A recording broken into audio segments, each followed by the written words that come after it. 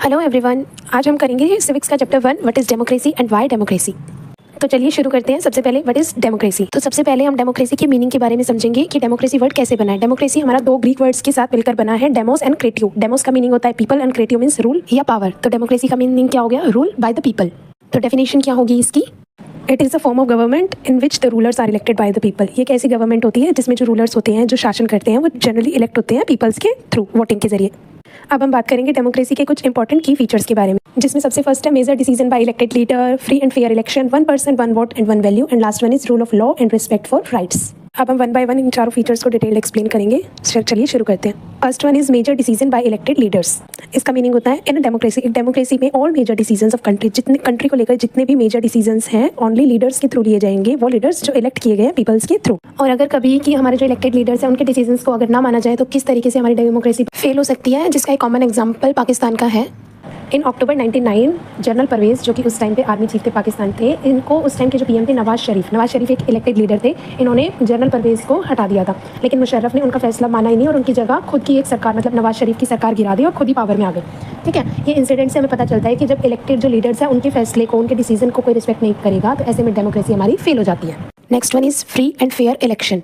मतलब क्या होता है इसका? Election are held at regular interval. Election जो है हमारे एक फिक्स्ड इंटरवल के बीच में होने चाहिए, we voters have a genuine choice, जिससे कि वोटर्स के पास हमारी एक जेन्युइन चॉइस हो, and every candidate had equal chance to win, और हर कैंडिडेट को जीतने का इक्वल चांस मिले। एग्जांपल देखते हैं, चाइना में 2002 और 3 में सिर्फ कम्युनिस्ट पार्टी के जो कैंडिडेट है सिर्फ वही इलेक्शन लड़ सकते थे। ऐसा रूल बना दिया गया था, जिससे कि वोटर्स के पास रियल चॉइस नहीं थी, जिस वजह से ये एक फ्री या फेयर इलेक्शन नहीं कहा जा सकता था। Move to the next point, 1 person 1 vote and 1 value. इसका मीनिंग है every citizen vote should have equal weight in election, कि किसी भी एक इलेक्शन में हर पर्सन का वोट इक्वली माना जाएगा। No one vote should be more value and less, कि किसी भी इंसान के वोट को हायर प्रायोरिटी या फिर किसी गरीब आदमी के वोट को लेस प्रायोरिटी, ऐसा कुछ भी नहीं है। Everyone should be equal. Example से समझते हैं। एस्टोनिया में 2000 से पहले वहाँ पर जितने भी एथनिक ग्रुप्स थे सबके लिए वोटिंग की एज अलग अलग थी। रशियंस जो थे, जो भी एस्टोनिया में रह रहे थे, उनके सभी के राइट्स भी तो अलग अलग थे। एंड सऊदी अरेबिया में तो वुमेंस के पास वोटिंग का राइट ही नहीं था काफ़ी लंबे टाइम तक, जो कि हमारे 1 पर्सन 1 वोट एंड 1 वैल्यू के प्रिंसिपल के बिल्कुल ही खिलाफ था। Move to the next and last feature of democracy, rule of law and respect for rights. सबसे पहले है रूल ऑफ लॉ, जिसका मीनिंग है सभी लोग एक ही कानून के अंडर आएंगे, चाहे वो गरीब हो, अमीर हो, कोई भी पॉलिटिकल लीडर हो या फिर आम आदमी, कानून के ऊपर कोई भी नहीं है। Next is respect for right, means हर सिटीजन के जो बेसिक राइट्स होते हैं, जैसे freedom of speech, equality, education, इन सब की रिस्पेक्ट और प्रोटेक्शन होनी चाहिए। कोई भी डिस्क्रिमिनेशन मीन्स भेदभाव वगैरह नहीं होना चाहिए।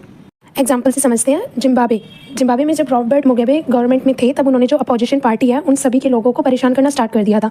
किसी भी तरीके के प्रोटेस्ट वगैरह करने पर रोक लगा दी थी, और लॉ का जो होता है ना टोटली मिसयूज़ करके अपोनेंट्स पार्टी के जो लोग थे उन सभी को जेल में डलवा दिया था, जो कि rule of law and respect for rights दोनों के ही प्रिंसिपल के अपोजिट था। गवर्नमेंट सबके लिए लोग बराबर करने की जगह उन्होंने उसका फ़ायदा उठाया अपने लिए और पीपल्स के राइट्स की भी रिस्पेक्ट नहीं की। नेक्स्ट हम करेंगे वाई डेमोक्रेसी। नेक्स्ट हम करेंगे आर्ग्यूमेंट अगेंस्ट डेमोक्रेसी। इसमें हमारे डिफरेंट पॉइंट्स हैं, उन सबको डिस्कस करते हैं। First one is instability, frequent changes in leader. इसमें क्या बताया गया है, हमारे लीडर्स हैं जो कभी कभी चेंज होते रहते हैं, जिसकी वजह से हमारा काम रुक जाता है। Next is delay in decision making, जिसकी वजह से हमारे डिसीजन लेने में भी डिले हो जाता है, क्योंकि हर डिसीजन एज वी नो और प्रॉपर डिस्कशन डिबेट्स के बाद ही लिया जाता है। कोई भी किसी भी बात पर डिसीजन लेना हो, जो जिसकी वजह से टाइम लग जाता है। Risk of bad decision making, people may elect leader without enough knowledge. कई बार ऐसे होता है पीपल गलती से, मतलब जल्दबाजी में गलत लीडर को इलेक्ट कर लेते हैं बिना प्रॉपर नॉलेज के। Corruption and politics of power, leader may focus on winning election rather than serving the people. Leaders जो है वो ओनली इलेक्शन को जीतने पर फोकस रखते हैं, पीपल के क्या बेनिफिशियल उनके लिए है क्या नहीं, इस पर कोई फोकस नहीं। कभी कभी होता है ना कि मेजॉरिटी लोग जो हैं वो सब मिलकर अपने अपने फायदे के लिए अलग अलग रूल्स बनवा लेते हैं, जिससे कि हमारे माइनॉरिटी पीपल हैं उनको बहुत ज़्यादा नुकसान झेलना पड़ता है।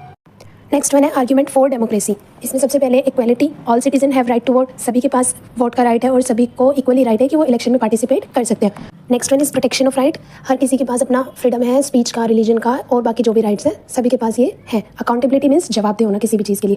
Leaders are answerable to the people and can be change through election. Leaders हैं जो हमारे, इनको पब्लिक की जब बातों के लिए जवाब देना आना चाहिए। अगर ऐसा नहीं है तो इलेक्शन के जरिए हम वो लीडर को चेंज कर सकते हैं। Peaceful change of power, government change without violence, government हमारे विदाउट किसी भी अहिंसा मीन्स ऐसे मार काट झगड़ा इनके बिना नॉर्मली इलेक्शन कंडक्ट करा के आप अपनी गवर्नमेंट चेंज कर सकते हो। Better decision making, decision are taken after discussion and consultation. एक बेहतर डिसीजन मेकिंग के लिए ज़रूरी है कि डिसीजन हमारा डिस्कशन के बाद ही लिया जाए। Last one is dignity of citizen means every individual opinions matter. एक हर पर्टिकुलर इंडिविजुअल पर्सन का जो भी ओपिनियन होगा वो मैटर करेगा। ये नहीं है कि हाँ भाई ये तो नॉर्मल पीपल है, इसकी बात नहीं सुनी जाएगी, ऐसा कुछ भी नहीं है। Next and last topic of unit, broader meaning of democracy. इसमें सबसे फर्स्ट है पीपल पार्टिसिपेशन। इसमें क्या बताया गया है कि इलेक्शन के टाइम सिर्फ वोटिंग करना ही डेमोक्रेसी नहीं है, बल्कि लोगों का काम है कि वो अपने पब्लिकली मैटर्स जो हैं रिलीजन वगैरह को लेके या फिर किसी भी डिस्कशन का पार्ट उनको होना चाहिए रेगुलरली बेसिस पे। Next is equally and respect for right. Her people को, हर सिटीजन, चाहे वो गरीब हो चाहे अमीर हो, किसी भी कास्ट का हो, रिलीजन का हो, किसी भी वजह से उसको कम नहीं समझना चाहिए। हर किसी की फ्रीडम की रिस्पेक्ट हमें करनी चाहिए। Next one is rule of law. Everyone including leader must follow the same law. चाहे कोई अमीर है, चाहे कोई गरीब है, चाहे कोई पॉलिटिकल लीडर है, सब कानून के नीचे है, कानून के ऊपर किसी को भी नहीं समझा जाएगा। Next one is accountability. जवाब दे। Leader are answerable to the people, can be removed और क्वेश्चनड। इसका मीनिंग है जो भी लोग हमारी सरकार चला रहे हैं वो हमेशा पब्लिक के लिए अवेलेबल रहने चाहिए। मीन्स अगर पब्लिक को किसी चीज़ में कोई दिक्कत है या परेशानी है और पब्लिक अगर गवर्नमेंट से क्वेश्चन करती है तो उन्हें उस बात का जवाब देना चाहिए। लास्ट है हमारा social justice. Democracy also aim to remove inequality. Democracy को हमेशा उनकी प्रायोरिटी होनी चाहिए कि इनइक्वालिटी को खत्म करें बेस्ड ऑन कास्ट। मीन्स जो कास्ट को लेके, रिलीजन को लेके, जेंडर को लेके या फिर वेल्थ, इनकम को लेके कोई भी भेदभाव वगैरह जो है उन सबको खत्म करना चाहिए and give fair opportunity to all. और सभी को समान अपॉर्चुनिटी, अवसर प्रदान करनी चाहिए। तो इसी के साथ हमारी यूनिट यहाँ पर फर्स्ट खत्म होती है। आगे देखिए हमारा चैप्टर नंबर 2। ज़रा सोचिए, एक स्कूल है जिसमें ना कोई रूल है ना कोई रेगुलेशंस, कोई भी क्लास में कभी भी आ रहा है जा रहा है, टीचर एग्जाम में चीटिंग भी अलाउ कर रहे हैं, प्रिंसिपल स्टूडेंट्स को बिना पढ़ाई के ही फर्स्ट क्लास पास कर रहे हैं। क्या होगा? सोचा और क्या हो रहा है? स्टूडेंट्स के बीच में आपस में लड़ाई झगड़े होंगे, कोई कंपटीशन वगैरह जैसा कुछ होगा ही नहीं। ठीक इसी तरह अगर एक कंट्री को बिना किसी रूल रेगुलेशन के चलाया जाए तो क्या होगा? लड़ाई झगड़ा एंड ऑल। तो ऐसा ना हो, इसके लिए ज़रूरी है एक प्रॉपर रूल रेगुलेशंस हो। जैसा कि हमें पता है कॉन्स्टिट्यूशन हमारी एक रूल बुक है जो बताती है कि गवर्नमेंट कैसे काम करेगी, सिटीजन्स की राइट क्या क्या है, हमारा कॉन्स्टिट्यूशन कैसे बनाया गया, हमें क्यों इसकी नीड है, कॉन्स्टिट्यूशन बनाने के लिए जो असेंबली बनाई गई उसमें कौन कौन था, कॉन्स्टिट्यूशन के फीचर्स क्या क्या हैं, ये सब आज हम इस यूनिट में पढ़ेंगे। चलिए स्टार्ट करते हैं। हमारा सबसे पहला टॉपिक है why do we need a constitution. हमें कॉन्स्टिट्यूशन की नीड क्यों पड़ी। हम बात करेंगे इसके डेफिनेशंस और फंक्शंस के बारे में। देखो, कॉन्स्टिट्यूशन एक कंट्री का रूल बुक होता है, ठीक वैसे ही जैसे क्रिकेट या फुटबॉल के रूल्स, ठीक उसी तरह हमारा कॉन्स्टिट्यूशन बताता है कि देश कैसे चलेगा, कौन क्या काम करेगा, क्या नहीं करेगा। सबको इक्वल राइट्स प्रोवाइड करता है, जैसे कि फ्रीडम, इक्वालिटी, जस्टिस, पावर का मिसयूज़ होने से रोकता है ताकि कोई भी पॉलिटिकल लीडर अपनी मर्जी से कुछ गलत ना करे या अपनी हुकूमत ना चलाए। ठीक इस तरह, ठीक है। गवर्नमेंट का काम डिवाइड करता है सेंटर और स्टेट के बीच में कि सेंटर का क्या काम होगा, स्टेट का क्या काम होगा। लास्ट वन इज ये डेमोक्रेसी को प्रोटेक्ट करता है ताकि गलत कुछ हो रहा है तो उसके खिलाफ हम आवाज़ उठा सके। सिंपली बताऊँ तो कॉन्स्टिट्यूशन हमारे लिए एक प्रोटेक्टर है जो इंश्योर करता है कि देश में कानून बराबर हो, सबकी के राइट्स सेफ हो ताकि कोई भी एक पर्सन सब कुछ कंट्रोल ना कर सके। नेक्स्ट टॉपिक है हमारा democratic constitution in south Africa. First है बैकग्राउंड। इसमें क्या बताया गया है, साउथ अफ्रीका में अपार्थाइड था, means racial discrimination, means colour के बेसिस पे किसी के साथ भेदभाव करना। वाइट लोग वहाँ माइनॉरिटी में थे और ब्लैक मेजॉरिटी में थे। माइनॉरिटी मीन्स कि वाइट स्किन वाले लोगों की उस टाइम सरकार थी, वही पावर में थे, और ब्लैक स्किन वालों के साथ बहुत ही भेदभाव होता था। उनको कहीं भी आने जाने के लिए स्पेशल परमिशन चाहिए होती थी। ब्लैक लोग वोटिंग भी नहीं कर सकते थे, इजीली प्रॉपर्टी भी नहीं खरीद सकते थे। उनके लिए स्कूल, हॉस्पिटल, बसेस, टॉयलेट सब कुछ अलग था। पर इस डिस्क्रिमिनेशन को देखते हुए लोग चुप नहीं बैठे। जो अफ्रीकन नेशनल कांग्रेस नाम की पार्टी थी, उन्होंने प्रोटेस्ट वगैरह शुरू किए, जिसके सबसे इंपॉर्टेंट लीडर थे नेल्सन मंडेला, जिनका मानना था सभी को इक्वल ही राइट्स मिले। इस लड़ाई के चलते उन्हें 28 साल जेल में भी रहना पड़ा, बट जब वो जेल से बाहर आए तो उन्होंने बदला नहीं लिया, बल्कि माफ़ी और शांति से एक साथ सबको लाने का काम किया। नेक्स्ट इज 1994 में साउथ अफ्रीका में एक नया कॉन्स्टिट्यूशन बनाया गया। रेसियल डिस्क्रिमिनेशन, जो रंग के आधार पर भेदभाव होता था, उसको खत्म कर दिया गया। सबको इक्वली राइट्स, मेजॉरिटी का रूल, सबको प्रोटेक्शंस दी गई। इस बात से इंडिया के लिए एक बहुत बड़ा लेसन है कि फ्रीडम और इक्वालिटी बहुत ज़रूरी है, बहुत प्रीशियस है, इसीलिए हमेशा इनकी वैल्यू करनी चाहिए और इन्हें प्रोटेक्ट करते रहना चाहिए। नेक्स्ट टॉपिक है मेकिंग ऑफ इंडियन कॉन्स्टिट्यूशन। हमारा इंडिया का कॉन्स्टिट्यूशन कैसे बना। एज वी नो 15 अगस्त 1947 को हमारा इंडिया आज़ाद हुआ था, बट आज़ादी के साथ एक चैलेंज भी था कि अब देश चलेगा कैसे। पता है हम सबको कि पार्टीशन के बाद पाकिस्तान अलग हुआ था। इंडिया को एक ऐसा कानूनी फ्रेमवर्क चाहिए था जो पूरे देश को एक साथ बांध के रख सके, जिसके लिए 1946 में कॉन्स्टिट्यूएंट असेंबली बनाई गई, जिसमें प्रोविंस जो ब्रिटिश इंडिया का पार्ट थे और प्राइंसली स्टेट जो रजवाड़े थे उन्हें भी इंक्लूड किया गया था। असेंबली के चेयरमैन थे डॉक्टर राजेंद्र प्रसाद और ड्राफ्टिंग कमेटी के हेड थे डॉक्टर BR अम्बेडकर, जिन्हें संविधान के मुख्य निर्माता के रूप में जाना जाता है। कॉन्स्टिट्यूशन बनाने में 2 साल 11 महीने 18 दिन अप्रोक्स 3 साल लगे। कॉन्स्टिट्यूशन बनाने के लिए पब्लिक डिस्कशंस, डिबेट्स भी बहुत सारी हुई, पब्लिक के सजेशंस भी लिए गए ताकि ऐसे हो कि ये कॉन्स्टिट्यूशन सिर्फ नेताओं का नहीं बल्कि आम लोगों का भी है। 26 नवंबर 1949 को इसे अडॉप्ट कर लिया गया और 26 जनवरी 1950 को इसे लागू कर दिया गया, जिसे हम रिपब्लिक डे के रूप में सेलिब्रेट करते हैं। नेक्स्ट टॉपिक है the constituent assembly. Constituent assembly का गठन दिसंबर 1946। इसमें मेंबर्स थे अलग अलग लीडर्स जो कि बिलोंग करते थे अलग अलग रीजन से, कम्युनिटी से और पॉलिटिकल ग्रुप से। डॉक्टर राजेंद्र प्रसाद प्रेसिडेंट थे इस असेंबली के और BR अम्बेडकर ड्राफ्टिंग कमेटी के हेड थे। 1946 में इस पर काम शुरू हुआ। हर एक रूल को, हर एक प्रोविजन क्लॉज पर डिटेल डिस्कशन, डिबेट्स वगैरह हुई। सिर्फ अपने आइडियाज़ ही नहीं बल्कि दुनिया के अलग अलग कंट्रीज़ के कॉन्स्टिट्यूशंस को भी स्टडी किया गया ताकि हमारे कॉन्स्टिट्यूशन में बेस्ट से बेस्ट चीज़ों को इंक्लूड किया जा सके। 1946 से 1949 अप्रोक्स 3 ईयर्स तक का टाइम लगा इसे बनने में। 26 नवंबर 1949 को ऑफिशियली इसे अडॉप्ट कर लिया गया और 26 जनवरी 1950 को इसे लागू कर दिया गया। नेक्स्ट टॉपिक है guiding value of Indian constitution. India का कॉन्स्टिट्यूशन सिर्फ एक रूल बुक नहीं है, इसमें एक प्रियम्बल भी है, मीन्स एक इंट्रोडक्शन जो बताता है कि देश के क्या पर्पज़ हैं और हमें किस डायरेक्शन में जाना है, क्या करना है, ये सब। सबसे फर्स्ट है सॉवरेन, जिसका मतलब होता है इंडिया अपने डिसीजंस खुद लेगा, किसी अदर कंट्री का उस पर कोई कंट्रोल नहीं होगा। नेक्स्ट इज सोशलिस्ट, इनइक्वालिटी को कम करना और सबको इक्वल अपॉर्चुनिटी प्रोवाइड करना। थर्ड वन इज कि किसी भी स्टेट का कोई अपना इंडिविजुअल रिलीजन नहीं है, हर किसी को अपनी फेथ फॉलो करने का फ्रीडम है।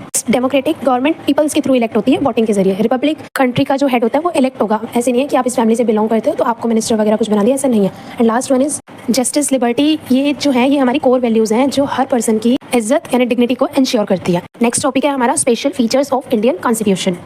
क्या आप जानते हो कि इंडिया का कॉन्स्टिट्यूशन सबसे लंबा रिटन कॉन्स्टिट्यूशन है? लंबा होने के साथ साथ इसमें बहुत सारे स्पेशल फीचर्स भी इंक्लूड किए गए हैं जो हमारे कॉन्स्टिट्यूशन को यूनिक बनाती है।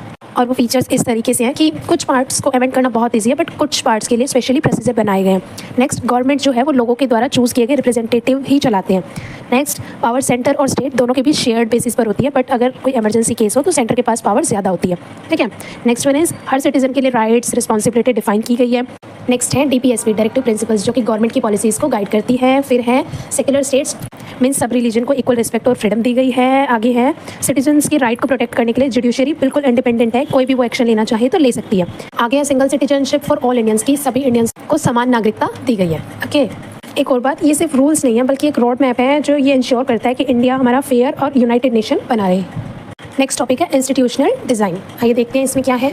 सबसे पहले तो मैं आपको बताऊं कि इंडिया का जो कॉन्स्टिट्यूशन है ये एक रूल बुक नहीं है, बल्कि इसमें अलग अलग इंस्टीट्यूशंस बनाए गए हैं और इन्हीं इंस्टीट्यूशंस को 3 मेन ऑर्गन्स में डिफाइन किया गया है: legislature, executive and judiciary. First, legislature means Vidhan Sabha, जो लॉज को बनाता है, मीन्स जो लॉज कानून देश में फॉलो होने हैं वो ये डिसाइड करता है। इसका एग्जांपल है parliament. Second one is executive, जो लॉज को इम्प्लीमेंट करता है, मीन्स लागू करता है। पार्लियामेंट ने जो भी लॉज बनाए हैं उन्हें प्रैक्टिकली चलाता है। इसके एग्जाम्पल में है president, prime minister, council of ministers. Last one is judiciary, ये लॉज को इंटरप्रेट करता है और इंश्योर करता है कि जस्टिस हो, और अगर कोई कानून या रूल गलत अप्लाई हो रहा है तो जुडिशरी उसे करेक्ट करती है। ये थे हमारे कॉन्स्टिट्यूशंस के 3 मेन ऑर्गन। और नेक्स्ट है हमारा चेक्स एंड बैलेंस। इसमें क्या होता है, ये जो 3 ऑर्गन्स हमने पढ़े हैं ये अगर अपनी मर्जी से काम करें तो कैसे चलेगा ना, तो इसीलिए कॉन्स्टिट्यूशंस ने चेक एंड बैलेंस का एक सिस्टम बनाया है। इसमें होता ये है कि जो लेजिस्लेचर, एग्जीक्यूटिव एंड जुडिशरी है ये एक दूसरे के काम को मॉनिटर करेंगे कि कोई भी पावर का मिसयूज़ तो नहीं कर रहा, सिटीजन्स की राइट सेफ है या नहीं। इससे होगा क्या, जो हमारी कंट्री की डेमोक्रेसी है वो स्मूथली चलती रहेगी और स्टेबिलिटी भी बनी रहेगी और सबको फेयर ट्रीटमेंट मिलता रहेगा। अब बारी है कंक्लूजन। फर्स्टली, इंडिया का कॉन्स्टिट्यूशन सिर्फ रूल्स की एक बुक नहीं है, ये हमारे देश का विजन है एक फेयर और जस्ट सोसाइटी का। ये हमारी डेमोक्रेसी को प्रोटेक्ट करता है, हर सिटीजन्स के लिए इक्वालिटी इंश्योर करता है और देश चलाने के लिए स्ट्रॉन्ग फ्रेमवर्क भी हमें देता है। कॉन्स्टिट्यूशन ही है जो हमें गाइड करता है कि और हमारे राइट्स और ड्यूटीज़ को बनाए रखता है। तो दोस्तों, आज हमने सीखा कि कॉन्स्टिट्यूशन सिर्फ एक रूल बुक नहीं बल्कि हमारे रूल्स, राइट्स और ड्यूटीज़ का गार्जियन है। अगर हमें इक्वालिटी, फ्रेटर्निटी, जस्टिस चाहिए तो हमें कॉन्स्टिट्यूशन की रिस्पेक्ट करना बहुत ज़रूरी है। आ गया समझ? आगे देखो हमारा नेक्स्ट चैप्टर क्या है, इलेक्टोरल पॉलिटिक्स में। इस वीडियो में हम समझेंगे कि इलेक्शन क्या होता है, इंडिया में कैसे कंडक्ट होता है, कौन कंडक्ट कराता है, क्या क्या चैलेंजेस इलेक्शन के दौरान हमें फेस करने पड़ते हैं। वीडियो में एंड तक बने रहिए क्योंकि मैं आपको एग्जांपल्स के साथ साथ टॉपिक्स को स्टेप बाय स्टेप इस तरीके से कवर अप कराऊंगी जो आपके एग्जाम के लिए बहुत हेल्पफुल हो। तो चलिए शुरू करते हैं हमारा आज का chapter, which is electoral politics. तो सबसे पहले हम बात करेंगे why do we need elections, हमें इलेक्शंस की ज़रूरत क्यों पड़ी आखिर। सोचो, अगर इंडिया में इलेक्शन ही ना हो, एक बार जो लीडर बन गया बस वही लाइफ टाइम तक वही रहेगा, ना उससे कोई क्वेश्चन होंगे, ना कोई चेंज होगा कि लीडर चेंज कर देते हैं, ऐसा कुछ नहीं। कैसा लगेगा? सोचो मैं बताती हूँ। सबसे पहले इलेक्शन हमारा वो प्रोसेस है जिसमें हम अपने रिप्रेजेंटेटिव को चूज़ करते हैं जो हमारे लिए कानून बनाएगा, देश को चलाएगा। ठीक है। नेक्स्ट पॉइंट है हमारा इलेक्शन से हमें अचीव क्या होता है। सबसे पहले तो है हमारा लेजिटिमेट गवर्नमेंट, जिसका मीनिंग होता है कि जो पावर लीडर्स को मिलती है वो लोगों की मर्जी से मिलती है, ज़बरदस्ती कोई ऐसे छीन नहीं लेता कि हाँ मुझे पावर दे दो, मुझे पावर दे दो, ऐसा नहीं है। इलेक्शंस होते हैं, हम वोटिंग करते हैं, अपनी मर्जी से हम अपना रिप्रेजेंटेटिव जो लीडर होता है उसको इलेक्ट करते हैं। नेक्स्ट है चॉइस एंड कंपटीशन, हम कंपेयर कर सकते हैं अलग अलग पार्टीज़, कैंडिडेट्स के बीच में और देन हम डिसाइड करते हैं कि किसको वोट देना है, कौन बेटर है, कौन नहीं। ठीक है। नेक्स्ट है अकाउंटेबिलिटी, जवाब दे, जो भी लीडर काम नहीं करेगा नेक्स्ट इलेक्शन में हम उसको हटा देंगे। आगे है peaceful change of power, government बदलने का काम सिर्फ वोट से होता है, डोमेस्टिक वायलेंस वगैरह ऐसा कुछ नहीं। अगर आपको कोई लीडर पसंद नहीं आ रहा है, इलेक्शन में वोटिंग के जरिए हम उस लीडर को हटा सकते हैं। ये नहीं है कि हम दंगे कर रहे हैं या ऐसा कुछ भी नहीं हमें करना है। नेक्स्ट है हमारा पब्लिक ओपिनियन, रिजल्ट में ही पता लग जाता है कि पब्लिक क्या चाहती है क्या नहीं। ठीक है। एक एग्जांपल से समझते हैं। 2014 में जब लोकसभा के इलेक्शन हुए थे तो पीपल्स को चेंज चाहिए था कि गवर्नमेंट चेंज होनी चाहिए, तो वोटिंग के जरिए सिटीजन्स ने यूपीए गवर्नमेंट थी जो उनको हटा दिया, मोदी जी की सरकार है बिल्कुल पीसफुली सिर्फ बैलेट से। नेक्स्ट है हमारा if there were no election, अगर इलेक्शन ना हो तो लीडर्स अपनी कुर्सी पकड़ के बैठे रहेंगे, उन पर ना किसी का कोई कंट्रोल होगा और पॉलिसीज़ हैं वो लोगों की ज़रूरत को इग्नोर कर सकती है। हम सबको पता है पॉलिसीज सिटीजन्स की क्या नीड है, उनके वेलफेयर के लिए बनाई जाती है, और अगर इलेक्शन ही नहीं होंगे तो वो सारी चीज़ें हमारी नेगलेक्ट हो जाएंगी। एग्जाम पॉइंट ऑफ व्यू के अकॉर्डिंग बताऊँ तो कि इलेक्शन हार्ट बीट है डेमोक्रेसी की, जो कि लोगों की मर्जी को पब्लिक पावर में चेंज कर सकती है। नेक्स्ट टॉपिक है हमारा असेंबली इलेक्शन इन हरियाणा। इसमें सबसे पहले तो हमें हरियाणा लेजिस्लेटिव असेंबली का स्ट्रक्चर ही बताया है। हरियाणा में टोटल 90 कंस्टिट्यूंसीज होती हैं। हर एक कंस्टिट्यूंसी से एक लोग यानी एक MLA member of legislative assembly elect होता है। ये इलेक्शन हर 5 साल में होते हैं जब तक कि असेंबली जल्दी डिसॉल्व ना हो। आगे है हमारा जो भी पार्टी कोलिशन मेजॉरिटी सीट्स लेके आता है, कोलिशन मींस गठबंधन, कोलिशन मेजॉरिटी सीट्स लेके आता है वो गवर्नमेंट बनाता है और उस पार्टी का जो लीडर होता है वो हमारा chief minister as an CM declare किया जाता है। 2014 हरियाणा असेंबली इलेक्शन में एक हिस्ट्री ही बनी थी। पहली बार बीजेपी ने हरियाणा में सबसे ज़्यादा सीट्स जीती थी। ज़्यादा कैसे, टोटल 90 सीट्स होती है, इसमें से 47 सीट्स अकेले बीजेपी ने जीती थी। इससे पहले यहाँ मोस्टली रीजनल पार्टीज़ का डोमिनेंस यानी प्रभुत्व था, जैसे कि इंडियन नेशनल लोक दल INLD बोलते हैं जिसको, कांग्रेस हो गई, ये सभी हमारी रीजनल पार्टीज़ है। ठीक है, बीजेपी के लिए एक बहुत बड़ा टर्निंग पॉइंट था, बिकॉज उससे पहले हरियाणा में कभी भी बीजेपी का इतना बेस रहा ही नहीं है। इस जीत के बाद मनोहर लाल खट्टर बने हरियाणा के first non Jat CM। Approx मैं बताऊँ आपको 20 ईयर्स के बाद ऐसा हुआ है कि कोई नॉन जाट CM अपॉइंट किया गया है। बीजेपी की इस विक्ट्री के पीछे भी कुछ की फैक्टर्स थे, जो कि थे कि एंटी इनकम्बेंसी कांग्रेस के खिलाफ थी काफ़ी। एंटी इनकम्बेंसी मीन्स लोग पुरानी गवर्नमेंट से बहुत नाराज़ थे। ठीक है, नेक्स्ट स्टेप, बीजेपी ने क्लीन गवर्नेंस और डेवलपमेंट का प्रॉमिस किया था और जो कि उन्होंने पूरा भी किया। और इसके साथ ही नेशनल लेवल कैंपेन का इन्फ्लुएंस जो कि 2014 में काफ़ी स्ट्रॉन्ग था। हरियाणा असेंबली इलेक्शन सिर्फ नंबर्स का खेल नहीं है, बल्कि ये बताता है कि लोगों का माइंड प्रेफरेंस कैसे एकदम से चेंज हो सकती है। और याद रखिएगा कि इलेक्शन का बैलेट पेपर में सिर्फ नाम नहीं बल्कि हमारा फ्यूचर डिसाइड होता है इससे। ठीक है, नेक्स्ट टॉपिक है हमारा what makes an election democratic. आइए देखते हैं इसमें क्या है। फर्स्ट है free and fair process. India में इलेक्शन का एक रूल है, कोई भी अनफेयर प्रेशर या फिर धक्कम धक्की या फिर कोई भी ऐसे मॉरल प्रेशर वगैरह या धमकी नहीं चलेगी। ना कोई वोट पैसे देके खरीद सकता है, ना ही किसी से ज़बरदस्ती वोट डलवा सकते हैं। एग्जाम्पल, अगर कोई कैंडिडेट को वोटिंग के मीन्स इलेक्शन के टाइम पे अगर कोई लीडर गिफ्ट या फिर कैश ऑफर करता है तो इलेक्शन कमीशन उसके खिलाफ स्ट्रिक्ट एक्शन ले सकती है। नेक्स्ट है हमारा यूनिवर्सल एडल्ट फ्रेंचाइज मीन्स व्यस्क मताधिकार। हर सिटीजन जो भी 18 साल के अबव है वो वोट दे सकता है, फिर चाहे वो लड़का हो, लड़की हो, अमीर हो, गरीब हो, किसी भी रिलीजन से बिलोंग करता हो, वो वोट दे सकता है अगर वो 18 साल के ऊपर है। ये हमारी डेमोक्रेसी का बेस है, 1 पर्सन 1 वोट। नेक्स्ट टॉपिक है हमारा मल्टीपल पॉलिटिकल पार्टीज़। इसमें बताया गया है कि इंडिया में सिर्फ एक पार्टी का ऑप्शन नहीं होता, यहाँ पर बहुत सारी national party, regional party, individual candidates means voters के पास चॉइस होती है कि वो आइडियोलॉजी या फिर किस बेसिस पर किसी लीडर को प्रेफर करते हैं। नेक्स्ट है इंडिपेंडेंट इलेक्शन कमीशन। जैसे किसी क्रिकेट या फिर फुटबॉल की गेम में एक रेफरी का होना जरूरी है, ठीक इसी तरह इलेक्शन का रेफरी होता है इलेक्शन कमीशन, जो ये इंश्योर करता है कि हर पॉलिटिकल पार्टी को बिल्कुल क्लियर या फिर फेयर ग्राउंड मिले, किसी के साथ कोई भी भेदभाव वगैरह ना हो। और इलेक्शन कमीशन खुद ही डिसाइड करता है कि कब इलेक्शन होंगे, किस तरीके से होंगे, क्या रूल्स फॉलो होंगे, क्या नहीं। ठीक है, नेक्स्ट है सीक्रेट बैलेट। वोटर्स की जो चॉइस होती है वो कॉन्फिडेंशियल होती है, मीन्स सिर्फ आपको पता है कि आपने किसको वोट दिया है, उसके अलावा ये रिवील नहीं होगा कि आपने किसको वोट दिया है। इसी वजह से पीपल जो है हमारे विदाउट एनी प्रेशर के इजीली जिसको वो चाहते हैं उसको वो वोट कर सकते हैं। नेक्स्ट टॉपिक है हमारा what is our system of election. इसमें बहुत सारे की पॉइंट्स हैं, जैसे कि इलेक्टोरल कंस्टिट्यूएंसीज, रिजर्व्ड और voter list, nomination of candidate, election campaign, polling, counting of votes वगैरह, जो कि हम एक एक करके डिटेल में पढ़ेंगे। तो चलिए शुरू करते हैं। देखो, इलेक्शन का सिस्टम क्या है। पहले तो इंडिया में पार्लियामेंट्री सिस्टम चलता है, ठीक है, जो कि डेमोक्रेसी के सिस्टम पर बेस्ड होता है। लोग अपने रिप्रेजेंटेटिव्स को चूज़ करते हैं जो कि लॉज बनाते हैं और गवर्नमेंट को रन करते हैं। इसके कुछ टाइप्स हैं वो मैं आपको बताती हूँ। फर्स्ट है India follows the FPTP system, means India हमारा first past the post system follow करता है। ठीक है, इसमें पूरे देश को इलेक्टोरल कंस्टिट्यूएंसीज में डिवाइड किया जाता है। हर एक कंस्टिट्यूएंसी से 1% जीतेगा, मीन्स एक कैंडिडेट वहाँ से विन होगा, चाहे मेजोरिटी ना हो, बट जिस भी पार्टी की पर्सन की ज़्यादा सीट्स होंगी, ज़्यादा कैंडिडेट विनर होंगे, वही जीतेगा। एक एग्जाम्पल से समझते हैं। एक कैंडिडेट A है जिसको 40% वोट मिले हैं, B उसको 35% एंड C उसको 25% वोट मिले हैं। ऑटोमेटिकली हमारा विनर होगा कैंडिडेट A।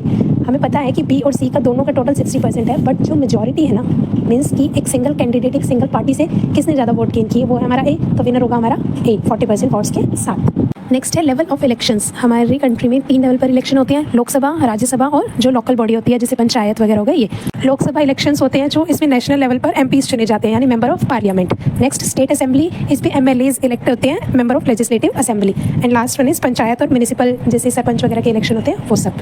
नेक्स्ट हम करेंगे जो सिस्टम ऑफ इलेक्शन के हमारे पॉइंट्स दे रखे हैं उनको हम 1 बाय 1 कवर करेंगे, जिसमें सबसे पहले है electoral constituencies. Constituencies means voting का मैप। सोचो आपके स्कूल में अगर कोई इलेक्शन हो रहा है और अगर सारे स्टूडेंट्स एक ही जगह वोट देने आ जाए तो टोटल लेस हो जाएगा, इसीलिए स्टूडेंट्स को सेक्शन में डिवाइड किया जाता है। ठीक वैसे ही कंट्रीज़ की वोटर्स को जोग्राफिकल एरियाज़ में डिवाइड किया जाता है, जिन्हें हम कंस्टिट्यूएंसीज कहते हैं। इसमें सबसे पहले है लोकसभा में पूरे इंडिया में 543 कॉन्स्टिट्यूंसीज़ हैं। हर एक कॉन्स्टिट्यूंसीज से एक MP member of parliament choose किया जाता है। फिर है विधानसभा, ये हर स्टेट का अपना पर्सनल होता है। जैसे एग्जांपल हरियाणा में 90 कॉन्स्टिट्यूंसीज़ हैं और हर एक कॉन्स्टिट्यूंसी से एक MLA member of legislative assembly elect होता है। ठीक है, फिर है लोकल बॉडीज़ और छोटे एरियाज़ में जैसे वार्ड्स वगैरह बनाए जाते हैं म्यूनिसिपैलिटीज़ या फिर पंचायत के लिए। सेकंड है हमारा डेलिमिनेशन, ये होता है बाउंड्रीज़ का बैलेंस करना। अब मान लो किसी कॉन्स्टिट्यूंसीज़ में पॉपुलेशन बहुत ज़्यादा है और दूसरी में बहुत कम है और ऐसा हो तो वोट का जो वेटेज है वो अनइक्वल हो जाएगा।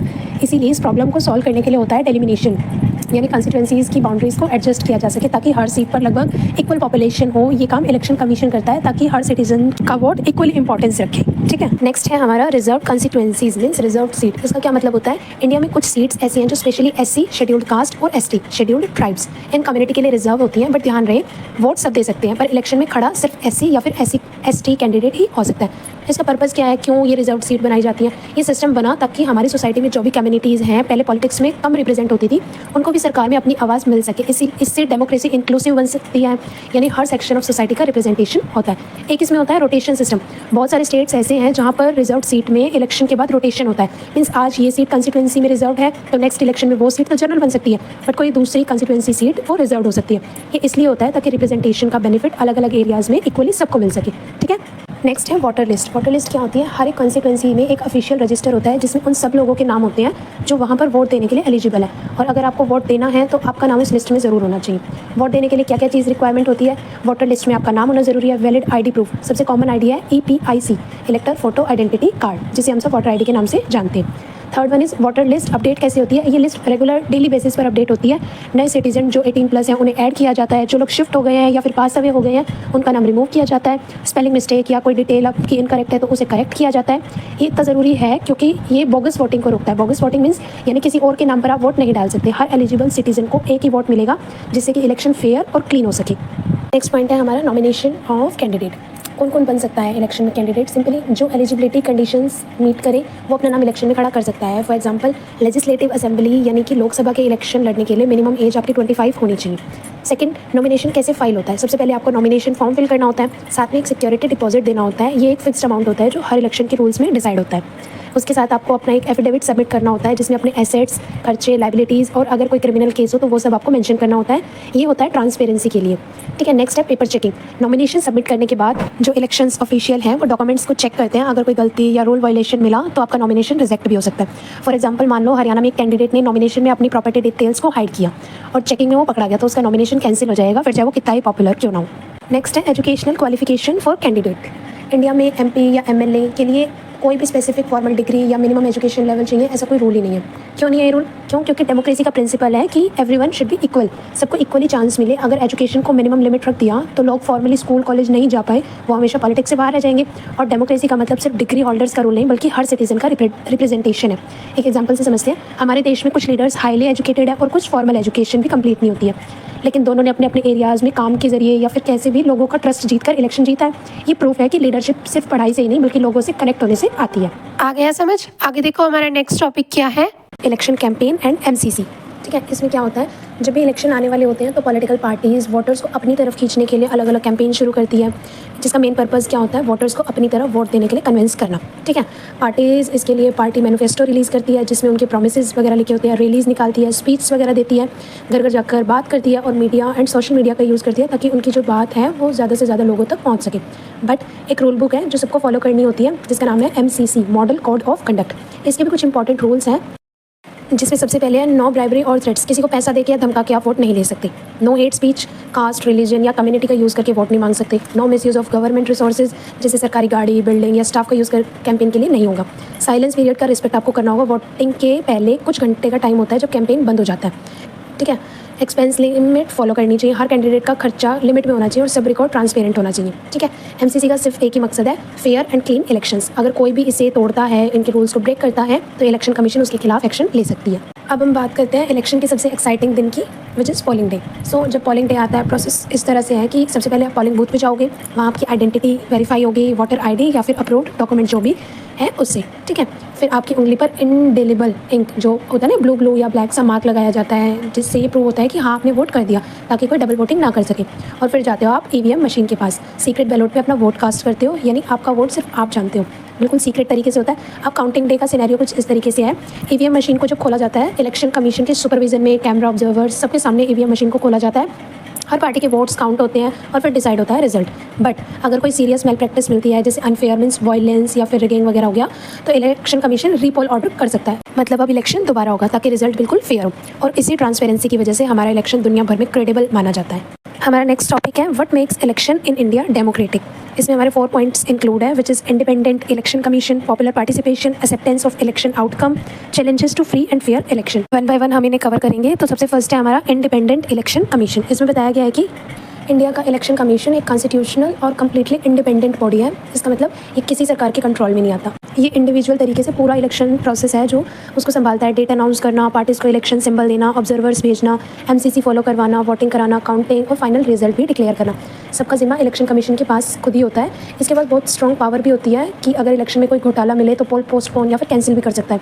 रीपोल का ऑर्डर भी जारी कर सकता है, जिसके चलते इलेक्शंस दोबारा से होंगे, और कैंडिडेट या पार्टी को सेंसर कर सकता है। और सबसे इंपॉर्टेंट, इसकी इंडिपेंडेंस ही इसकी स्ट्रेंथ है। सोचो, जैसे क्रिकेट मैच में जो न्यूट्रल अंपायर होता है वो मैच को फेयर बनाता है, ठीक वैसे ही इलेक्शन कमीशन डेमोक्रेसी का अंपायर है जो ये इंश्योर करता है कि वोट बिल्कुल सेफ हो, फेयर हो और फ्री तरीके से कास्ट हो, ठीक है। नेक्स्ट पॉइंट है पॉपुलर पार्टिसिपेशन। इसमें बताया गया है कि इंडिया जैसी बड़ी और कलरफुल कंट्री में इलेक्शन का सबसे एक्साइटिंग पार्ट होता है वोटर टर्नआउट, ठीक है। गांव से लेकर शहर तक हर कोने में लोग अपना वोट देते हैं। इलेक्शन कमीशन जो है वो रजिस्ट्रेशन ड्राइव्स चलाता है, अवेयरनेस प्रोग्राम्स अब वो ऑर्गेनाइज करता है ताकि नए नए वोटर्स हमारे साथ जुड़ सके। और जब ज़्यादा लोग वोट करते हैं, इसका मतलब होता है कि लोग सिस्टम पर भरोसा रख रहे हैं। हाई पार्टिसिपेशन मीन्स डेमोक्रेसी की जीत। सो अगली बार इलेक्शन आए, याद रखिएगा हर वोट बहुत इंपॉर्टेंट है और आपका वोट आपकी आवाज़ है। So keep voting and keep supporting.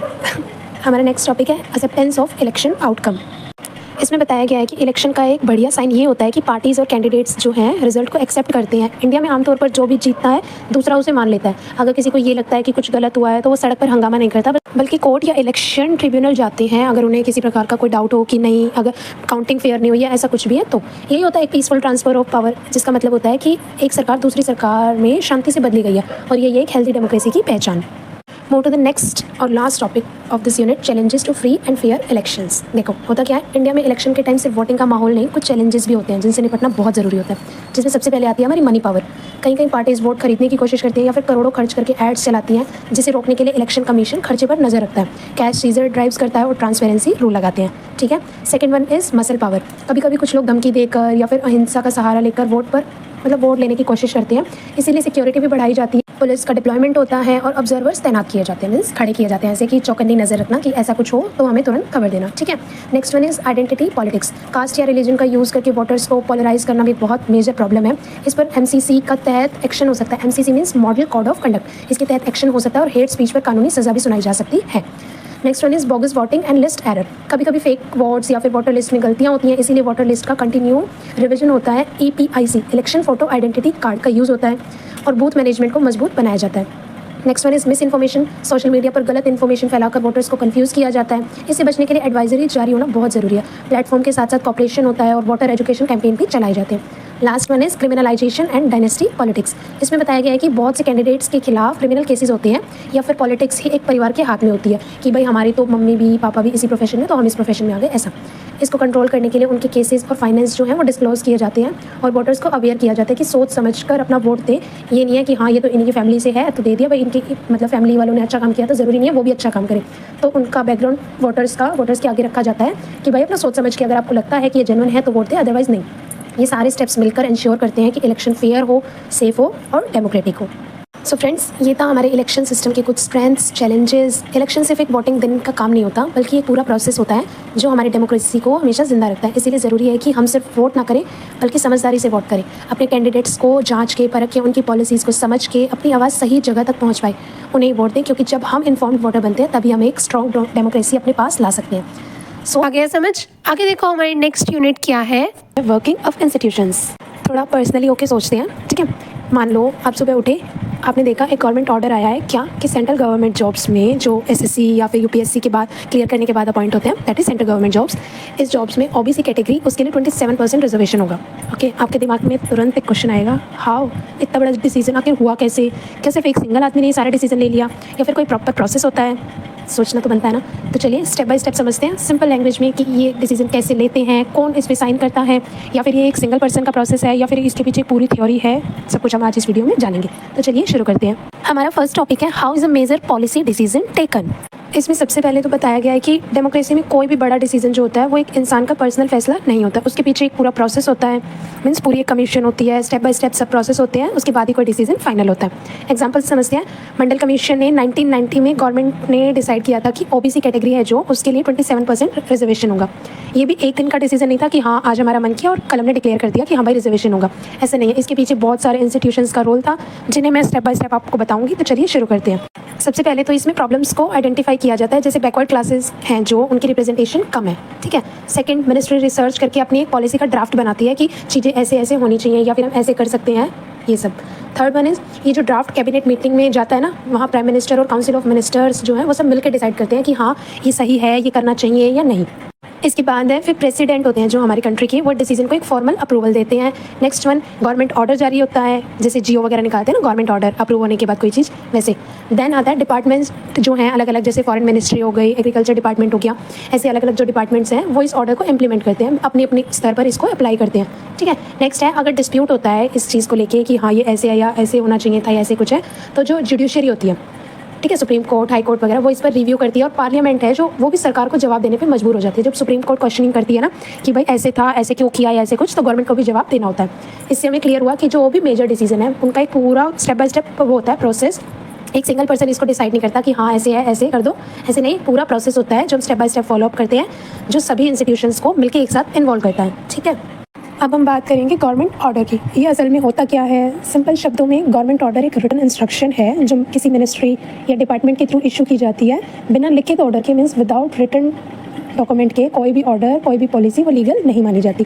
तो चलिए शुरू करते हैं, देखते हैं गवर्नमेंट ऑर्डर में आखिर होता क्या है। टॉप पे तो सब्जेक्ट या हेडिंग ही लिखी होती है कि ये टॉप मतलब ऑर्डर जो जारी किया गया है ये किस चीज़ से रिलेटेड है, उसकी सब्जेक्ट क्या है, और हेडिंग के उसमें लिखा होता है कि ये इस चीज़ से रिलेटेड है। नेक्स्ट आता है डेट और रेफरेंस नंबर हमारा मेंशन्ड होता है। थर्ड होता है हमारा किस लॉ या फिर रूल के तहत ही ऑर्डर जारी किया जा रहा है, मीन्स कौन से अमेंडमेंट एक्ट या फिर कौन सा लॉ, कौन सा राइट इसमें अप्लाई हुआ है, ये सब कुछ, ठीक है। नेक्स्ट आता है हमारा क्लियर डायरेक्टिव, मीन्स जो चेंज हुआ है वो क्या है या फिर कब से ये लागू होगा, ये सब। उसके बाद ऑफिसर जो है उनकी सिग्नेचर और उनकी डेजिग्नेशन कि जिनकी ये सिग्नेचर है वो किस पोस्ट पे अपॉइंट हैं। फिर इससे सर्कुलेट किया जाता है हर डिपार्टमेंट्स में, जैसे होता है ना कि ये नोटिस सब जगह सर्कुलेट कर दो, मीन्स भिजवा दो, ठीक है। ऐसे ही जो ये ऑर्डर जारी होता है उसके बाद साइन वाइन हो गए, उसके बाद इसको हर डिपार्टमेंट में, हर मिनिस्ट्री के पास इसकी एक कॉपी भिजवाई जाती है। समझने के लिए इमेजिन करो एक पेपर आपके सामने है जिसमें लिखा है ऑर्डर नंबर XYZ, डेट ये है, सब्जेक्ट ये है, देन लिखा है इम्प्लीमेंटेशन ऑफ 27% ओबीसी रिजर्वेशन। बस वही जो पेपर है वही होता है गवर्नमेंट ऑर्डर, जिसके बाद पूरी पॉलिसी होती है जो हमारी चेंज हुई है वो ग्राउंड पे लगती है, ठीक है। नेक्स्ट टॉपिक है हमारा डिसीजन मेकर्स। तो अब सवाल ये है आखिर डिसीजन कौन लेता है? यहाँ पे मल्टीपल वो ऑफिसर्स होते हैं या फिर ये एक सिंगल पर्सन का डिसीजन होता है? आइए देखते हैं हम। सबसे फर्स्ट है हमारा इसमें पार्लियामेंट। पार्लियामेंट हमें पता है लॉज बनाती है, डिबेट्स करती है, बजट पास करती है और गवर्नमेंट से क्वेश्चनिंग करती है कि आपने ये किया तो ये क्यों किया या फिर कैसे किया, इसके पीछे कौन से लॉज वगैरह, लॉज बाय लॉज वगैरह जो भी क्वेश्चन है ये पार्लियामेंट करती है। नेक्स्ट है हमारा प्राइम मिनिस्टर, गवर्नमेंट का जो रियल लीडर होता है जो कि कैबिनेट को गाइड करता है। नेक्स्ट है हमारा काउंसिल ऑफ मिनिस्टर, मंत्री परिषद बोलते हैं जिसे हम। ये प्राइम मिनिस्टर के साथ मिलकर डिसीजंस लेती है और इम्प्लीमेंटेशन करती है, चीज़ों को लागू करती है। सब मिलकर रिस्पॉन्सिबल होते हैं, अगर कुछ सही हुआ है तो भी सब रिस्पॉन्सिबल है, और अगर कुछ गलत हुआ है या फिर किसी चीज़ की अवहेलना, मीन्स कोई चीज़ अगर हमने रूल फॉलो नहीं किया तो उसके लिए भी रिस्पॉन्सिबल सब है। नेक्स्ट है हमारा प्रेसिडेंट, फॉर्मल हेड है ये हमारे स्टेट का, जो कैबिनेट की एडवाइस पर अप्रूवल देते हैं, बिल्स वगैरह पर साइन करते हैं। आपने सुना होगा ना कोई भी बिल पास करने के लिए जो लास्ट सिग्नेचर है वो प्रेसिडेंट के लगते हैं। जब तक प्रेसिडेंट उस पर साइन नहीं करेगा तो ना ही वो पॉलिसी मानी जाएगी, ना ही वो डिसीजन लीगल होगा। नेक्स्ट है हमारा ब्यूरोक्रेसी और सिविल सर्वेंट्स। इसमें बताया गया है कि जो ये ब्यूरोक्रेसी या फिर सिविल सर्वेंट्स होते हैं ये लोग ड्राफ्ट बनाते हैं किसी भी चीज़ का, इनसे एक रफ ड्राफ्ट बनता है ना, वो सब डाटा कलेक्ट करते हैं और ग्राउंड पे पॉलिसीज़ को इम्प्लीमेंट करते हैं, और एक स्तर पर मतलब जहाँ तक ये कर सकते हैं उस स्तर तक, उस लेवल तक ये चीज़ों को इम्प्लीमेंट करते हैं। नेक्स्ट है हमारा जुडिशरी, ये चेक करती है कि जो भी डिसीजन लिया गया है वो कॉन्स्टिट्यूशन है हमारा, उसके खिलाफ तो नहीं है। कॉन्स्टिट्यूशन में जो जो चीज़ें जिस तरीके से मेंशन है कि ये चीज़ों की फॉलो अप करनी चाहिए, इस चीज़ की हमें फ्रीडम है या इस चीज़ की हमें रिस्पेक्ट करनी चाहिए, उसके सारे जो भी रूल्स हैं कॉन्स्टिट्यूशन के उन सबको फॉलो कर रही है या नहीं। जुडिशियल रिव्यू का पावर, जो जुडिशियल रिव्यू बोलते हैं, न्यायिक समीक्षा, इसका पावर इसी के पास है। अगर इन्होंने बोल दिया कि ये चीज़ इसके खिलाफ की गई है इसमें, तो वो चीज़ वहीं कैंसिल हो जाएगी। आई होप आप सबको समझ आया होगा कि कोई भी अगर हमारा पॉलिसी का या फिर लॉज बनाने का जो डिसीजन होता है वो एक सिंगल पर्सन नहीं लेता, बल्कि सभी इंस्टीट्यूशंस, उनका अलग अलग अपना अपना रोल होता है। कोई कुछ करता है और कोई कुछ, सब मिलकर डिसाइड करते हैं, देन कोई भी एक लॉ बनता है या फिर पॉलिसी पास होती है। अब हमारा next topic, need for political institutions. ठीक है, हमें पॉलिटिकल इंस्टीट्यूशंस की नीड क्यों है, आइए देखते हैं। डेमोक्रेसी इंस्टीट्यूशंस के बिना काम ही नहीं कर सकती। क्यों? पॉइंट्स में मैं आपको समझाती हूँ। सबसे फर्स्ट, जो अलग अलग इंस्टीट्यूशंस होते हैं वो इंश्योर करते हैं कि जितने भी डिसीजन लिए जा रहे हैं ये सभी लॉ के हिसाब से है, कोई पर्सनल चॉइस तो नहीं है, पर्सनल बेनिफिट देख के तो ये डिसाइड नहीं किया गया कि ये ऐसे है करना है या ऐसे नहीं करना। नेक्स्ट, इनके थ्रू जो डेमोक्रेसी है वो अपने काम डिवाइड करती है। जैसे पार्लियामेंट लॉज बनाते हैं, एग्जीक्यूटिव उसे इंप्लीमेंट करते हैं और जुडिशरी है वो उस पर रिव्यू करती है। नेक्स्ट, गवर्नमेंट इंस्टीट्यूशंस के थ्रू अकाउंटेबल होती है। नेक्स्ट है, ये स्टेबिलिटी और कंटिन्यूटी देते हैं, चाहे गवर्नमेंट चेंज हो या ना हो, ये चीज़ हमारी चलती रहती है। मीन्स कोई लॉ बन गया तो वो बना रहेगा, गवर्नमेंट चेंज हो गई इसका मतलब ये नहीं है कि लॉ भी चेंज होगा या फिर ऐसा कुछ नहीं है। जो एक बार फाइनलाइज हो गया तो वो फाइनली है, चाहे गवर्नमेंट वही रहे या कोई और आए। नेक्स्ट है, ये अलग अलग लोगों और रीजंस की रिप्रेजेंटेशन करती है। नेक्स्ट, इंस्टीट्यूशन एक दूसरे पे चेक एंड बैलेंस बनाए रखते हैं। चेक एंड बैलेंस मैंने आपको लास्ट चैप्टर में बताया था कि ये एक दूसरे के काम को मॉनिटर करती है, वो सब। नेक्स्ट है, जुडिशरी डिस्प्यूट्स का फेयर सोल्यूशन करती है। मीन्स कोई भी विवाद हो रहा है तो उसका एक सटीक सोल्यूशन देगी जिससे कोई भी डिस्प्यूट ना हो, मतलब सबके लिए वो वैलिड हो कि हाँ कोई ऐसा डिसीजन दिया जो इसके लिए भी सही है और इसके लिए भी, म्यूचुअल डिसीजन जिसे हम बोलते हैं। नेक्स्ट है, इंस्टीट्यूशंस जो होते हैं वो लॉन्ग टर्म प्लानिंग के लिए डाटा और रिकॉर्ड को प्रिजर्व करते हैं, मीन्स संभाल के रखते हैं। मतलब सिंपल सा है, विदाउट किसी इंस्टीट्यूशंस के डेमोक्रेसी सिर्फ एक वर्ड है, सिर्फ एक नाम है, उसका कोई भी प्रैक्टिकल मीनिंग नहीं है। इसीलिए हमें पॉलिटिकल इंस्टीट्यूशंस की इतनी ज़रूरत है। अब हम करेंगे आज का हमारा next topic which is parliament. ठीक है, जो कि एक बहुत इंपॉर्टेंट टॉपिक है। आपने अक्सर सुना होगा कि इंडिया का पार्लियामेंट जो है वो लॉज बनाता है, डिबेट्स करता है, गवर्नमेंट को कंट्रोल करता है, बट पार्लियामेंट की नीड क्यों है और इसके जो दो हाउसेज हैं, lower house upper house, means Lok Sabha और राज्यसभा, ये कैसे अलग अलग रोल प्ले करते हैं, चलिए स्टेप बाय स्टेप समझते हैं, बिल्कुल क्विक और ईजी लैंग्वेज के अंदर। सो क्वेश्चन सबसे पहले वही है कि पार्लियामेंट आखिर क्या है। पार्लियामेंट को हम इंडिया का सबसे बड़ा लॉ मेकिंग बॉडी कहते हैं। ये वो जगह है जहाँ पर लोगों के द्वारा इलेक्टेड रिप्रेजेंटेटिव्स हैं, वो बैठकर डिसीजंस लेते हैं, डिबेट्स करते हैं, कोई पॉलिसी अगर लागू करनी है तो उसके ऊपर डिस्कशंस करते हैं। पार्लियामेंट जो है ये सिर्फ लॉज नहीं बनाता बल्कि गवर्नमेंट को आंसरेबल, जवाबदेह भी बनाता है। किसी भी मुद्दे को लेकर मैं आपको जवाब देना आना चाहिए। मीन्स एक तरह से पार्लियामेंट डेमोक्रेसी का हार्ट, डेमोक्रेसी का माइंड है। सिंपल वर्ड्स में मैं आपको इसके फंक्शंस बताती हूँ कि पार्लियामेंट आखिर क्या क्या काम करता है, जिसमें सबसे पहले है लॉ मेकिंग, नए नए कानून बनाना और पुराने कानूनों में बदलाव करना। सेकंड है गवर्नमेंट पे नज़र रखना, सवाल जवाब, डिबेट्स और नो कॉन्फिडेंस मोशंस के थ्रू गवर्नमेंट पे नज़र रखता है कि पावर्स का मिसयूज़ तो नहीं हो रहा, काम सही प्रॉपर ढंग से किए जा रहे हैं या नहीं।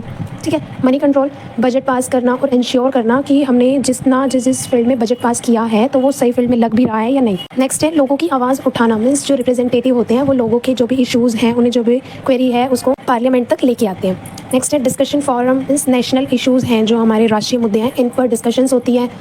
और नेक्स्ट है कॉन्स्टिट्यूशंस में अमेंड करना, मीन्स कोई भी लॉ पॉलिसी जो बनी हुई है ऑलरेडी उसमें कुछ चेंज करना। जब भी ज़रूरत हो तो पार्लियामेंट कॉन्स्टिट्यूशंस में चेंज या फिर अमेंडमेंट जिसको बोलते हैं बदलाव कर सकती है। नेक्स्ट है हमारा पार्लियामेंट की नीड हमें क्यों है, why do we need a parliament, क्यों ज़रूरत आखिर हमें। प्राइम मिनिस्टर अकेला डिसाइड नहीं कर सकता, नहीं, डेमोक्रेसी में इंस्टीट्यूशंस की हमें ज़रूरत होती है, जिसके कुछ रीजंस हैं, मैं आपको सिंपली एक्सप्लेन करती हूँ। जिसमें सबसे फर्स्ट है पार्लियामेंट लोगों का रिप्रेजेंटेशन है, यहाँ आवाज़ आम जनता की होती है, आम जनता के ही सवाल होते हैं, उन्हीं मुद्दों पर विचार विमर्श किया जाता है। सेकंड, पार्लियामेंट जो है वो लॉज बनाता है जिनके बिना देश चल ही नहीं सकता। देश में अगर कोई कानून ही नहीं होगा या फिर कोई रूल्स ही नहीं होंगे कि ऐसा करोगे तो आपको ये सज़ा मिलेगी या फिर आपको किसी चीज़ की अवहेलना नहीं करनी चाहिए, ये सारे जो हमारे फंडामेंटल राइट्स हैं, ड्यूटीज़ हैं, एक तरह से हमारे लॉज हैं, अगर यही नहीं होगा तो इसके बिना हमारा देश चल ही नहीं सकता। नेक्स्ट है हमारा पार्लियामेंट गवर्नमेंट को अकाउंटेबल, जवाबदेही बनाता है ताकि पावर का मिसयूज़ ना हो। पार्लियामेंट जो है ये गवर्नमेंट को इंश्योर कराता है कि भाई आप पावर का मिसयूज़ नहीं कर सकते, आपको जनता के जो सवाल है उनके बातों का जवाब देना आपको अच्छे से आना चाहिए। नेक्स्ट है पार्लियामेंट ही डिसाइड करता है कि गवर्नमेंट कहाँ पर और कितना पैसा खर्च कर सकती है, क्योंकि हमने सुना होगा ना कि हर साल एक बजट आता है तो उसी के अंदर डिसाइड होता है कि इंफ्रास्ट्रक्चर के लिए इतना है, एजुकेशन के लिए इतना है, रोड वगैरह के लिए इतना है, इस पॉलिसी में इतना है, ऐसे ऐसे। तो पार्लियामेंट ही डिसाइड करती है कि कितना पैसा कहाँ और कैसे खर्च होगा।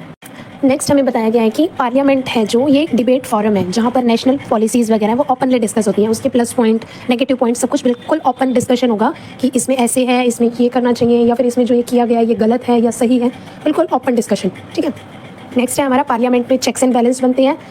चेक्स एंड बैलेंस मैं आपको बता चुकी हूँ पहले ही। इसमें है कि कोई भी एक ऑर्गन, पीएम या फिर कैबिनेट, जिसमें मिनिस्टर्स वगैरह होते हैं, वो अपनी मर्जी से सब कुछ नहीं कर सकते। सबकी सहमति होना बहुत ज़रूरी है। मतलब इसका बिल्कुल सिंपल सा है, पार्लियामेंट के बिना डेमोक्रेसी का मतलब ही खत्म हो जाता है। यही गारंटी देता है इस बात की कि government of the people, bye the people and for the people, ये चीज़ है जो हमारी सच में एग्जिस्ट करे, सिर्फ कहने के लिए नहीं। आज का हमारा लास्ट टॉपिक है 2 houses of parliament. As we know, parliament के 2 हाउसेज होते हैं, लोकसभा और राज्यसभा। ये दोनों अलग अलग है बट दोनों एक साथ बैलेंस बना के चलते हैं। ठीक है, फर्स्ट है लोकसभा, सेकंड है राज्यसभा। लोकसभा को हम हाउस ऑफ द पीपल भी कहते हैं और राज्यसभा को काउंसिल ऑफ स्टेट्स।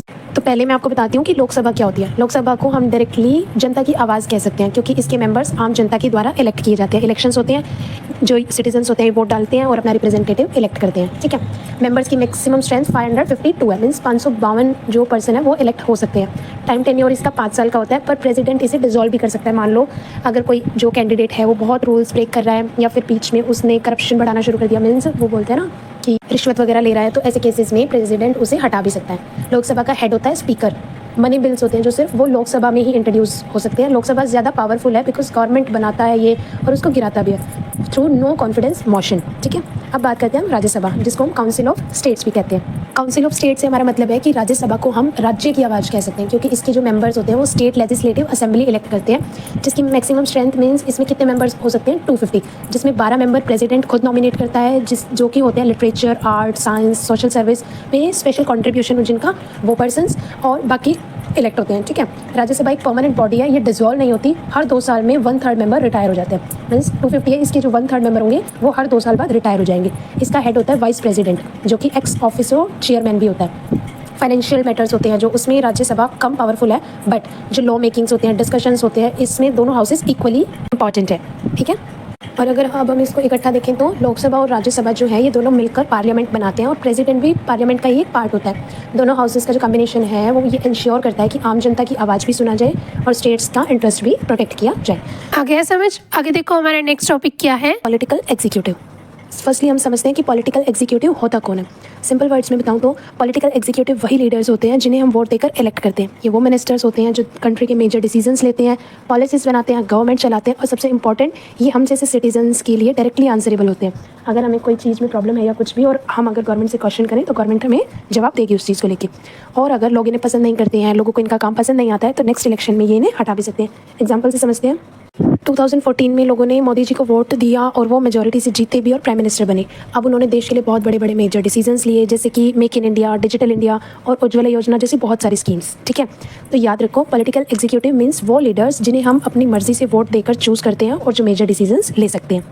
अब हम बात करेंगे अपने नेक्स्ट टॉपिक, जो है हमारा एग्जीक्यूटिव के 2 major parts, political executive and permanent executive. Political executive वो होते हैं जो इलेक्शंस के बाद चेंज हो जाते हैं, जैसे कि prime minister, chief minister and ministers. Election हुए ये चेंज हो जाएंगे। इनका मेन काम होता है बड़े बड़े जो डिसीजंस हैं उनको लेना। ठीक है, नेक्स्ट है हमारा परमानेंट एग्जीक्यूटिव। ये होते हैं हमारे सिविल सर्वेंट्स, जैसे कि IAS, IPS ऑफिसर्स। ये इलेक्शन के अकॉर्डिंग चेंज नहीं होते, बल्कि ये अपनी सर्विस रिटायरमेंट तक करते हैं। इनका काम होता है मिनिस्टर्स को एडवाइस करना और जो मिनिस्टर्स ने डिसीजन लिए हैं उन डिसीजंस को ग्राउंड पे इंप्लीमेंट कराना। ठीक है, तो सिंपली एक चीज़ याद रखो कि जो पॉलिटिशियंस होते हैं वो डिसीजंस लेते हैं और जो ऑफिसर्स होते हैं वो उन्हें अप्लाई करते हैं। ठीक है, अब है हमारा आज का next topic prime ministers and council of minister. इसमें बताया गया है सबसे फर्स्ट तो प्राइम मिनिस्टर होता है जो वो होता है हमारा हेड ऑफ गवर्नमेंट का हेड होता है। इलेक्शन के बाद मेजॉरिटी पार्टी का लीडर ही PM बनता है, जैसे कि 2019 इलेक्शंस में मेजॉरिटी मिली BJP को और मोदी जी दोबारा से PM बने अपनी कंट्री के। उनके पास जो टीम होती है PM के पास, उनको बोलते हैं हम काउंसिल ऑफ मिनिस्टर। एग्जाम्पल से समझते हैं कैबिनेट मिनिस्टर्स, जैसे कि निर्मला सीतारमन ये फाइनेंस मिनिस्टर है, अमित शाह होम मिनिस्टर है इनके पास, राजनाथ सिंह इनके पास डिफेंस मिनिस्टर है। नेक्स्ट है हमारा मिनिस्टर्स ऑफ स्टेट, जो भी कैबिनेट मिनिस्टर्स की हेल्प करते हैं, जैसे कि मीनाक्षी लेखी ये हमारी एक्सटर्नल अफेयर्स मिनिस्टर हैं। डिप्टी मिनिस्टर्स होते हैं जो कि छोटे लेवल पे काम करते हैं। ठीक है, और ये जितने भी मिनिस्टर हैं या काउंसिल ऑफ मिनिस्टर्स हैं ये सब एक ही रूल फॉलो अप करते हैं, जैसे कि कलेक्टिव रिस्पॉन्सिबिलिटी बोलते हैं। मान लो अगर कोई पॉलिसी हमने बनाई वो सही चली तब तक तो है सही, और बाय चांस अगर वो पॉलिसी अगर हमारी फेल हो जाती है तो सिर्फ एक मिनिस्टर नहीं कि हाँ भाई इसने डिक्लेयर किया तो ये मिनिस्टर खराब है या कुछ भी नहीं, पूरी काउंसिल रिस्पॉन्सिबल है। अगर कोई पॉलिसी पास हो जाती है तो भी सब रिस्पॉन्सिबल है, और अगर फेल हो जाती है तो भी सब रिस्पॉन्सिबल है। एग्जाम्पल से समझते हैं, 2017 में हमारा GST इंट्रोड्यूस हुआ था, वो तो हमारा सही चला। अगर मान लो उसमें कुछ भी ड्रॉबैक्स हो जाते हैं कि गलत है या जो भी होता, तो सिर्फ फाइनेंस मिनिस्टर ही इसके लिए रिस्पॉन्सिबल नहीं है, तो पूरी जो मिनिस्टर की काउंसिल ऑफ मिनिस्टर है वो सब इस चीज़ के लिए रिस्पॉन्सिबल होते हैं। ठीक है, वही वाली चीज़ें स्कूल में हमने मेजॉरिटी में एक प्रोजेक्ट किया, 5 जनों का एक ग्रुप है, 5 जनों ने मिलकर एक प्रोजेक्ट बनाया। अगर वो प्रोजेक्ट सही है तो ट्रॉफी उनको मिलेगी, और गलत है तो ट्रॉफी किसी और ग्रुप को दे दी जाएगी। गलत है तो सब गलत है, सही है तो सब सही है। नेक्स्ट टॉपिक है हमारा powers of the prime minister. तो चलिए देखते हैं प्राइम मिनिस्टर की पावर क्या क्या है, क्यों प्राइम मिनिस्टर को real head of the government कहा जाता है। ठीक है, फर्स्ट पॉइंट है हमारा, प्राइम मिनिस्टर ही डिसाइड करेगा कि कौन से मिनिस्टर को कौन सा डिपार्टमेंट मिलेगा। मीन्स वो डिपार्टमेंट एलोकेशन करता है कि आपको ये डिपार्टमेंट मिलेगा, आपको ये और आपको ये। नेक्स्ट, प्राइम मिनिस्टर ही पॉलिसीज़ की डायरेक्शन डिसाइड करता है कि ये इस तरीके से करनी है, ये पॉलिसी इस तरीके से लागू होनी चाहिए, और ठीक है, और पूरे गवर्नमेंट को भी गाइड करता है। कौन? Prime minister. नेक्स्ट है हमारा, अगर प्राइम मिनिस्टर चाहे तो, ज़रूरी नहीं ऐसा हो, बट अगर वो चाहे तो वो मिनिस्टर्स को रीशफल भी कर सकता है। रीशफल का मतलब होता है कि प्राइम मिनिस्टर अपनी काउंसिल ऑफ मिनिस्टर्स के डिपार्टमेंट यानी कि पोर्टफोलियो जो है वो बदल सकता है, या फिर नए मिनिस्टर जोड़ सकता है, या फिर किसी को भी हटा सकता है। मीन्स अगर एक मिनिस्टर अभी एजुकेशन मिनिस्ट्री संभाल रहा है, प्राइम मिनिस्टर उसको हेल्थ मिनिस्ट्री दे सकता है, या फिर किसी नए MP को मिनिस्टर बना सकता है और उसे एक नया डिपार्टमेंट दे सकता है। अगर कोई भी मिनिस्टर सही काम नहीं कर रहा है तो PM चाहे तो वो उन्हें हटा भी सकता है। एक एग्जाम्पल से समझते हैं, 2017 में प्राइम मिनिस्टर नरेंद्र मोदी ने कैबिनेट रीशफल किया था, जिसमें कि अरुण जेटली थे जिनके पास डिफेंस मिनिस्ट्री थी, लेकिन फिर भी डिफेंस का काम निर्मला सीतारमण जी को दे दिया था। ये हमारा रीसेंट रीशफल का एक कॉमन और परफेक्ट एग्जांपल है। ठीक है, नेक्स्ट है हमारा, प्राइम मिनिस्टर होता है जो वो प्रेसिडेंट और कैबिनेट इनके बीच लिंक का काम करता है। ओके, आगे है प्राइम मिनिस्टर हमारा रूलिंग पार्टी का लीडर होता है पार्लियामेंट में। नेक्स्ट है, इंटरनेशनल लेवल पे इंडिया को रिप्रेजेंट करता है प्राइम मिनिस्टर। यही सभी रीजंस हैं जिसकी वजह से प्राइम मिनिस्टर को बोला जाता है the real head of the government. अब चलते हैं हमारे नेक्स्ट टॉपिक की तरफ, द प्रेसिडेंट, इंडिया के राष्ट्रपति की। प्रेसिडेंट हमारे देश के हेड ऑफ द स्टेट होते हैं, मतलब कंट्री के हेड होते हैं। मीन्स वो इंडिया के सिंबॉलिक लीडर हैं, ओके, जो देश का प्रतिनिधित्व करते हैं। बट उनका रोल सिर्फ सिंबल तक लिमिट नहीं है, उनके पास बहुत सारी इंपॉर्टेंट पावर्स भी होती हैं, जिसमें सबसे फर्स्ट मैं आपको बताती हूँ कि प्रेसिडेंट बनते कैसे। प्रेसिडेंट का कोई डायरेक्ट इलेक्शन नहीं होता जैसे MPs और MLA का होता है, ऐसे डायरेक्ट इलेक्शन नहीं होता। प्रेसिडेंट को एक इलेक्टोरल कॉलेज इलेक्ट करता है। इलेक्टोरल कॉलेज मीन्स जिसमें MPs, मेंबर ऑफ पार्लियामेंट, और स्टेट लेजिस्लेटिव असेंबलीज़ के जितने भी इलेक्टेड रिप्रेजेंटेटिव्स होते हैं, जिन्हें हम MLAs, member of legislative assembly कहते हैं, वो सब इस इलेक्टोरल कॉलेज में शामिल होते हैं। मीन्स लोकसभा और राज्यसभा और सभी राज्यों के विधानसभा के जो भी इलेक्टेड मेंबर्स हैं वो सब मिलकर एक साथ प्रेसिडेंट को चुनते हैं। ठीक है, अब बात करते हैं प्रेसिडेंट की पावर्स की। अलग अलग पावर्स होती हैं, जिसमें सबसे फर्स्ट है एग्जीक्यूटिव पावर्स। प्रेसिडेंट ही प्राइम मिनिस्टर और काउंसिल ऑफ मिनिस्टर्स को अपॉइंट करता है, बट याद रहे एक्चुअल काम मिनिस्टर्स ही करते हैं। प्रेसिडेंट उनके सुझाव पर फैसला लेते हैं। मीन्स जो अदर मिनिस्ट्री है, काउंसिल ऑफ मिनिस्टर्स, ये सब प्रेसिडेंट को एडवाइस देते हैं, तब प्रेसिडेंट कोई भी डिसीजन लेता है। नेक्स्ट है लेजिस्लेटिव पावर। पार्लियामेंट का सेशन बुलाना हो, खत्म करना हो, या फिर किसी बिल को पास करना हो, सब कुछ प्रेसिडेंट के सिग्नेचर के बिना अधूरा है ना। और ये भी कि कोई भी बिल प्रेसिडेंट के अप्रूवल के बिना वो लॉ बन ही नहीं सकता है। जब तक उस बिल पे या फिर पॉलिसी पे प्रेसिडेंट के सिग्नेचर नहीं होंगे, वो कोई लीगल माना ही नहीं जाएगा कि ये जुडिशियल पावर। ठीक है, इसमें बताया गया कि प्रेसिडेंट के पास अपनी खुद की ये पावर होती है कि वो किसी भी कन्विक्ट की पनिशमेंट को माफ़ कर सकता है। यानी अगर किसी क्रिमिनल को फांसी की सज़ा सुना दी गई है और लगता है प्रेसिडेंट को कि नहीं ये अन्याय है या कुछ भी, तो वो उस सज़ा को कम कर सकता है, रोक सकता है, या फिर सज़ा बदल भी सकता है। इसे हम पार्डन पावर बोलते हैं। ओके, नेक्स्ट है इमरजेंसी पावर्स। ये सबसे ज़्यादा पावरफुल होती है। अगर देश में नेशनल इमरजेंसी, स्टेट इमरजेंसी या फिर फाइनेंशियल इमरजेंसी आती है तो प्रेसिडेंट इसे डिक्लेयर कर सकता है। इसका एक काफ़ी पुराना एग्जाम्पल है, ये है 1975 का, जब इंदिरा गांधी ने नेशनल इमरजेंसी लगाई थी, जब प्रेसिडेंट फखरुद्दीन अली अहमद ने भी उसे अप्रूव किया था। ठीक है, एक और इम्पॉर्टेंट बात प्रेसिडेंट से रिलेटेड कि प्रेसिडेंट अपनी मर्जी से कुछ भी नहीं कर सकता। कॉन्स्टिट्यूशन में लिखा है कि उन्हें हमेशा प्राइम मिनिस्टर और काउंसिल ऑफ मिनिस्टर की सलाह पर ही काम करना होगा। इंडिविजुअल कोई वो डिसाइड नहीं कर सकते कि हाँ ये चीज़ ऐसे कर दो, ऐसे। वो सलाह लेके फिर अपना फैसला सुना सकते हैं। और सलाह किसकी? Prime minister, council of ministers के जितने भी वो है मिनिस्टर वगैरह, उन सबकी। सिंपल लैंग्वेज में बताऊं, प्रेसिडेंट हमारे देश के सेरेमोनियल हेड होता है, जो हर काम प्राइम मिनिस्टर की एडवाइस पर करता है। बट जब जरूरत हो तो उनके पास देश को संभालने की सबसे बड़ी पावर भी है। अब हम बात करेंगे हमारे चैप्टर की लास्ट टॉपिक, द जुडिशरी के बारे में। इसमें बताया गया है कि जुडिशरी हमारा एक कोर्ट सिस्टम है जो कि 3 लेवल्स पर काम करता है। सबसे टॉप पर होगा supreme court, then high court, फिर सबसे नीचे डिस्ट्रिक्ट और लोकल कोर्ट्स। ये इंश्योर करता है कि हर एक केस के लिए न्याय अवेलेबल हो। Okay, why judiciary is important. Judiciary हमारे लिए ज़रूरी क्यों है? क्योंकि ये चेक करता है कि गवर्नमेंट या फिर पार्लियामेंट कोई भी अनकॉन्स्टिट्यूशनल लॉज ना बनाए। ये हमारे फंडामेंटल राइट्स को प्रोटेक्ट करता है, एंड सबसे इंपॉर्टेंट ये इंश्योर करता है कि हमारे देश में, हमारी कंट्री में रूल ऑफ लॉ बने रहे। मीन्स कानून के सामने सब इक्वल हो, सबको इक्वल अपॉर्चुनिटी, इक्वल फ्रीडम, सब कुछ मिले। एक रियल एग्जांपल से समझते हैं। 1973 में केशव वंदना भारती केस में सुप्रीम कोर्ट ने ये बोला था कि पार्लियामेंट कॉन्स्टिट्यूशन तो बदल सकता है, बट जो उसका बेसिक स्ट्रक्चर है वो उसे नहीं तोड़ सकता। एक और केस बताती हूँ मैं। 1975 में जब इमरजेंसी लगी थी, इंदिरा गांधी वर्सेस राजनारायण का केस था, सुप्रीम कोर्ट ने PM का इलेक्शन ही इलीगल डिक्लेयर कर दिया था। मीन्स जुडिशरी के सामने अगर आप कोई भी रूल ब्रेक करोगे तो आप बच नहीं सकते। सीधा सा हिसाब है, अगर आपने कोई भी रूल तोड़ा, भाई ये राइट्स वगैरह हैं, अगर इनको ब्रेक किया आपको डेफिनेटली सज़ा होगी। इसमें एक पॉइंट हमारा इंडिपेंडेंस ऑफ जुडिशरी का भी बनता है। जुडिशरी को हमेशा इंडिपेंडेंट होना चाहिए। क्यों? क्योंकि अगर जुडिशरी हमारी किसी भी पॉलिटिकल प्रेशर में होगी तो जस्टिस नहीं होगा। इसीलिए जजेस को इजीली रिमूव नहीं किया जा सकता। उनकी सैलरी सिक्योर होती है, वो अपने डिसीजन लेने में फ्री होते हैं। उन पर किसी तरीके का कोई पॉलिटिकल लीडर का, कोई पॉलिटिकल पार्टी का कोई दबाव नहीं होता। सारे दोनों तीनों पक्ष जो हैं उनकी बात सुनी जाएगी। उसके बाद एक फेयर डिसीजन जो होता है विदाउट एनी प्रेशर जजेस के द्वारा लिया जाएगा। इसी के साथ हमारा चैप्टर वर्किंग ऑफ इंस्टीट्यूशंस यहाँ खत्म होता है। सिविक्स का हमारा लास्ट चैप्टर शुरू करते हैं। ज़रा सोचो, अगर सिटीजन्स के पास राइट ही ना हो तो उनकी लाइफ कैसी होगी। जो राइट्स हैं हमारे, like freedom, equality, speech, cultural, जो भी मतलब राइट्स हमें प्रोवाइड हैं, अगर ये राइट्स हमारे पास ना हो तो हमारी लाइफ कैसी होगी। चैप्टर नंबर 5 डेमोक्रेटिक राइट्स में कुछ ऐसे ही रियल एग्जांपल्स दिए गए हैं जो हमें राइट्स की इंपॉर्टेंस, उनकी वैल्यू बताते हैं। तो चलिए शुरू करते हैं। इसमें सबसे पहले है हमारा लाइफ विदाउट राइट्स। हमारे राइट्स के बिना लाइफ कैसी होगी। सोचो, अगर आपको अपने थॉट, विचार जो होते हैं वो बोलने की फ्रीडम ही ना हो, आप क्या सोच रहे हो, क्या फील कर रहे हो, आप किसी को नहीं बता सकते, आपको फ्रीडम नहीं है। ठीक है, पुलिस बिना वजह आपको अरेस्ट कर ले और जस्टिस का, न्याय का कोई सिस्टम ही ना हो तो ज़िंदगी कैसी होगी। बिल्कुल इनसिक्योर, अनफेयर। इसीलिए कहते हैं डेमोक्रेसी में राइट्स का होना बहुत ज़रूरी है। तो हमारा आज का फर्स्ट टॉपिक है प्रिजन इन ग्वांतानामो बे। ग्वांतानामो बे की जेल के बारे में हमें बताया गया है। इसमें एक रियल एग्जांपल दिया गया है। अमेरिका ने जब अफगानिस्तान वॉर के बाद एक जेल बनाई थी जिसका नाम उन्होंने रखा था ग्वांतानामो बे, जो कि है क्यूबा में।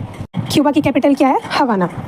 यहाँ पर जितने भी सस्पेक्टेड टेररिस्ट हैं, आतंकवादी हैं, उनको रखा गया है, लेकिन उन्हें कोर्ट में अपना बचाव करने के लिए, न्याय पाने के लिए कोई चांस ही नहीं दिया गया। उन्हें टॉर्चर किया गया, उनके साथ इनह्यूमन ट्रीटमेंट दिया गया। इनह्यूमन ट्रीटमेंट मतलब ऐसा बिहेवियर जो किसी भी इंसान की इज्जत, सम्मान और मानवीय अधिकारों के खिलाफ हो, जो किसी इंसान के लिए बहुत ही तकलीफ वाला हो, मतलब इंसानियत से परे होकर कुछ व्यवहार करना, उसे बोलते हैं इनह्यूमन ट्रीटमेंट। इनह्यूमन ट्रीटमेंट जो है ये क्लियरली ह्यूमन राइट्स का वायलेशन था और ये हमें दिखाता है कि कभी कभी बड़े से बड़ी डेमोक्रेसी भी गलत कर सकती है। नेक्स्ट टॉपिक है हमारा citizens right in Saudi Arabia. अब चलते हैं हम सऊदी अरेबिया की तरफ। यहाँ पर मोनार्की सिस्टम है। मोनार्की सिस्टम मीन्स कि किंग के पास पूरी पावर है। यहाँ कोई भी political leader, political party, regional party, nationalistic party, ऐसा कुछ भी नहीं है, बल्कि राजा और उसकी प्रजा वाला सिस्टम है। एक सिंगल पर्सन वो राजा है, बाकी सब उसकी प्रजा है। ओके, यहाँ पॉलिटिकल पार्टी है भी नहीं और बना सकते भी नहीं है। अपने विचार आप ओपनली रख नहीं सकते और वुमेंस के ऊपर तो बहुत सारे रिस्ट्रिक्शन है उनके बाहर जाने के लेके। मैंने आपको बताया था ना कि सऊदी अरेबिया में बहुत टाइम तक वोटिंग का भी राइट नहीं था ह्यूमन्स के पास। ये भी इसी का ही पार्ट है। यहाँ पर वुमेंस को ड्राइविंग तक की परमिशन नहीं है, बट अब प्रेजेंट के टाइम में थोड़ा सा रिलैक्स है कि हाँ वुमेंस बाहर निकल रही हैं, उन्हें थोड़ी सी रिलीफ दिया गया है। ये केस हमें बताता है कि बिना राइट्स के सिटीजन्स की जो आवाज़ है उसको दबा दिया जाता है। कैसे? एक राजा है, बाकी सब उसकी प्रजा है। राजा को आप क्या ही बोल लोगे, है ना। उनके हाथों में ये सिस्टम हो गया जैसे अपने इंडिया में भी पुराने टाइम में था ना, राजा अकबर है, फिर उसका जो बेटा होगा वो किंग बनेगा, फिर उसका जो बेटा होगा वो किंग बनेगा, तो वही सिस्टम है। और जबकि पॉलिटिकल जो डेमोक्रेसी सिस्टम होता है इसमें तो ये है कि ये हमारा लीडर है, अगर हमें ये पसंद नहीं आया 5 साल बाद इलेक्शन होंगे, हम इसको हटा सकते हैं। ओके, हमारा नेक्स्ट टॉपिक है एथनिक मैस्कर, जिसको हम एथनिक क्लींजिंग भी बोलते हैं। ठीक है, इन कोसोवो। इसका मतलब है, फर्स्ट तो कोसोवो का मैं आपको बताती हूँ। कोसोवो यूरोप का एक रीजन है जिसमें 2 पर्टिकुलर एथनिक ग्रुप्स जाती रहती थी। लोगों को उनके जाति, धर्म या फिर पहचान के उसमें मारना, उनके घर जलाना, ज़बरदस्ती उन्हें भगा देना और वुमेंस के साथ मिसबिहेव करना, ये सब होता रहता था वहाँ पे। ओके, कोसोवो में 1990 में एक इंसिडेंट हुआ था सर्ब्स और अल्बेनियंस के बीच में। ये 2 अलग अलग कम्युनिटी थी जो वहाँ पर रहती थी। इनके बीच बहुत ज़्यादा ही टेंशन था। सर्ब जो रूलर्स थे वो सर्बिया से बिलोंग करते थे। उन्होंने जो अल्बेनियन मुस्लिम्स थे ना, उनको दुश्मन समझकर उनको बहुत उनके साथ टॉर्चर किया, लोगों को मारना, औरतों के साथ टॉर्चर करना, घर गांव सारे के सारे जला देना, पूरे के पूरे गांवों और घरों को जला देना। इसी तरह का जो वायलेंस है या फिर किलिंग है जिसमें एक एथनिक ग्रुप दूसरे एथनिक ग्रुप के खिलाफ जाके उसको टारगेट करता है या फिर उसे मारता है, इसे ही हम बोलते हैं एथनिक क्लींजिंग। सर्ब्स और अल्बेनियन का जो एग्जाम्पल है ये हमें बताता है कि गवर्नमेंट खुद जब अपने सिटीजन्स के राइट्स तोड़ती है ना, तब उनकी ज़िंदगी सबसे ज़्यादा अनसेफ हो जाती है। वो किसके भरोसे रहे? हम अभी देखो सेफ हैं क्योंकि हमारे बॉर्डर्स में हमारी आर्मी भी तैनात है, हमारे जो वो है प्राइम मिनिस्टर वगैरह है, हम सबको सेफ फील करा रहे हैं ना। बट अगर वहाँ के जो किंग हैं वही उस पर उतर जाए वायलेंस पे, तो कोई क्या ही करे। वो खुद ही अलग गरीब समझ के या फिर उनकी जाति के आधार पर उनको मरवा रहे हैं, तो फिर क्या ही होगा ना। तो चलिए अब नेक्स्ट टॉपिक की तरफ चलते हैं, राइट इन अ डेमोक्रेसी। इसमें हमारे 2 टॉपिक्स हैं, what are rights and why do we need right in a democracy. पहले तो डेमोक्रेसी का मतलब सिर्फ इलेक्शन नहीं है। असली डेमोक्रेसी तभी पॉसिबल है जब सिटीजन्स के पास राइट्स हों, उनके साथ कोई भेदभाव ना हो। ठीक है, तो आज हम समझेंगे कि राइट्स क्या होते हैं और डेमोक्रेसी में इनकी ज़रूरत क्यों है। तो चलिए शुरू करते हैं। हमारा फर्स्ट टॉपिक है व्हाट आर राइट्स। राइट्स आखिर क्या है? पहले तो राइट्स का सिंपल सा मीनिंग है आपके वो क्लेम्स, आपके वो राइट्स जो सोसाइटी और गवर्नमेंट दोनों को एक्सेप्ट करने होते हैं। आप बोल रहे हो, गवर्नमेंट को भी एक्सेप्ट करना पड़ेगा और सोसाइटी में भी। भाई कोई यहाँ पे ऑब्जेक्शन नहीं कर सकता कि आप क्यों बोल रहे हो। ओके, तो राइट्स का मतलब है कि आपके वो क्लेम्स जो सोसाइटी और सरकार दोनों एक्सेप्ट करते हैं। ये आपको फ्रीडम देते हैं, न्याय दिलाते हैं, गवर्नमेंट की पावर को लिमिट में रखते हैं। सिंपल वर्ड्स में बताऊँ तो जो राइट्स होते हैं ये हमें एक इंसान बनाते हैं। कि जो अपने विचार बोल सकता है, कोई भी रिलीजन फॉलो कर सकता है। मीन्स टू से कि एक मशीन है, उसको तो जब हम चलाएंगे तभी वो चलेगी, बोल वो सकती नहीं। हमें इंसान बनाते हैं कि हम अपने विचार रख सकते हैं। कहते हैं ना, मशीन और इंसान में यही तो डिफरेंस है। मशीन को जब तक हम चलाएंगे नहीं वो काम करेगी नहीं, जहाँ वो पड़ी है वो पड़ी ही है। और हम इंसान हैं, हमें राइट्स मिले हुए हैं कि हम बोल सकते हैं, किसी भी धर्म को मान सकते हैं, अपनी मर्जी से कहीं भी आ जा सकते हैं। और इसके साथ ही विदाउट एनी डिस्क्रिमिनेशन, बिना किसी भेदभाव के हम हर फील्ड में इक्वल ट्रीटमेंट भी पा सकते हैं। ये नहीं है कि आप इस धर्म से बिलोंग करते हो आप ये नहीं कर सकते, आप गरीब हो इसीलिए आप यहाँ नहीं जा सकते, ऐसा कुछ भी नहीं है। हमें राइट है कुछ भी करने का, आने जाने का। बट इसमें भी एक कंडीशन है कि आपको राइट तो है कि आप कुछ भी कर सकते हो, आप अपनी बात रख सकते हो, अपना पक्ष रख सकते हो किसी मुद्दे पर, ज़बरदस्ती नहीं कर सकते आप उनके साथ। मीन्स आप अपने फ्रीडम का, अपने राइट का मिसयूज़ नहीं कर सकते। ठीक है, नेक्स्ट टॉपिक है हमारा why do we need right in a democracy. हमें डेमोक्रेसी में राइट्स की नीड क्यों है। सोचो अगर इलेक्शन हो जाए पर लोग अपनी बात फ्रीली रख ही ना पाएँ कि वो क्या चाहते हैं क्या नहीं चाहते, ये बात फ्रीली बोल ही ना पाएँ, या फिर गवर्नमेंट कोई चीज़ अगर गलत कर रही है तो वो उसके खिलाफ आवाज़ ना उठा पाएँ, उसके खिलाफ कोई प्रोटेस्ट ना कर पाएँ, क्या ऐसी डेमोक्रेसी का मतलब बचेगा? बिल्कुल भी नहीं। राइट्स ही इस बात की गारंटी करते हैं, इंश्योर करते हैं कि हर सिटीजन सेफ रहे, माइनॉरिटीज़ को प्रोटेक्शन मिले, मीन्स जो अल्पसंख्यक है उनको प्रोटेक्शन मिले, गवर्नमेंट अपनी पावर का किसी भी तरह से कोई मिसयूज़ ना करे। इन्हीं की वजह से हम अपनी फ्रीडम, इक्वालिटी और जस्टिस एंजॉय कर पाते हैं। इसीलिए कहा जाता है कि डेमोक्रेसी में राइट्स का होना बहुत ज़रूरी है, ताकि हम ह्यूमन हैं तो ह्यूमन ही रहें, मशीन ना बने। अपने विचार जब तक हम प्रकट नहीं करेंगे, जब तक किसी को बताएंगे नहीं कि हम क्या फील कर रहे हैं क्या नहीं, तो फिर मतलब ही नहीं रह जाता किसी चीज़ का। तो इसीलिए डेमोक्रेसी में राइट्स का होना बहुत ज़रूरी है। अगर सामने वाला गलत कर रहा है तो आपको बताना आना चाहिए। आ गया समझ? आगे देखो हमारा नेक्स्ट टॉपिक क्या दिया गया है। आज हम बात करेंगे उन हक के बारे में जो हर इंडियन सिटीजन्स को मिलते हैं, चाहे वो गरीब है, अमीर है, किसी जाति का है, किसी धर्म का है। हर इंडियन सिटीजन्स को वो सारे हक दिए जाते हैं जिन्हें हम कहते हैं फंडामेंटल राइट्स। ये सिर्फ बुक में मेंशन चीज़ें नहीं है, बल्कि रियल लाइफ में हमारी डेमोक्रेसी की बैकबोन है। इंडियन कॉन्स्टिट्यूशन, भारत का संविधान, इसमें हमें 6 फंडामेंटल राइट्स दिए गए हैं जो पार्ट 3 आर्टिकल 12 से लेकर 35 में लिखे गए हैं। इन राइट्स की वजह से ही हर सिटीजन अपनी फ्रीडम अच्छे से एंजॉय कर रहे हैं और गवर्नमेंट भी लिमिट में काम कर रही है। आज हम बात करेंगे हमारे 6 फंडामेंटल राइट्स के बारे में, तो चलिए शुरू करते हैं। तो सबसे फर्स्ट है हमारा राइट टू इक्वालिटी। 14 से लेकर 18 तक के आर्टिकल्स इसमें इंक्लूड हैं, जिसमें सबसे पहले हम बात करेंगे आर्टिकल 14 इक्वालिटी बिफोर लॉ के बारे में।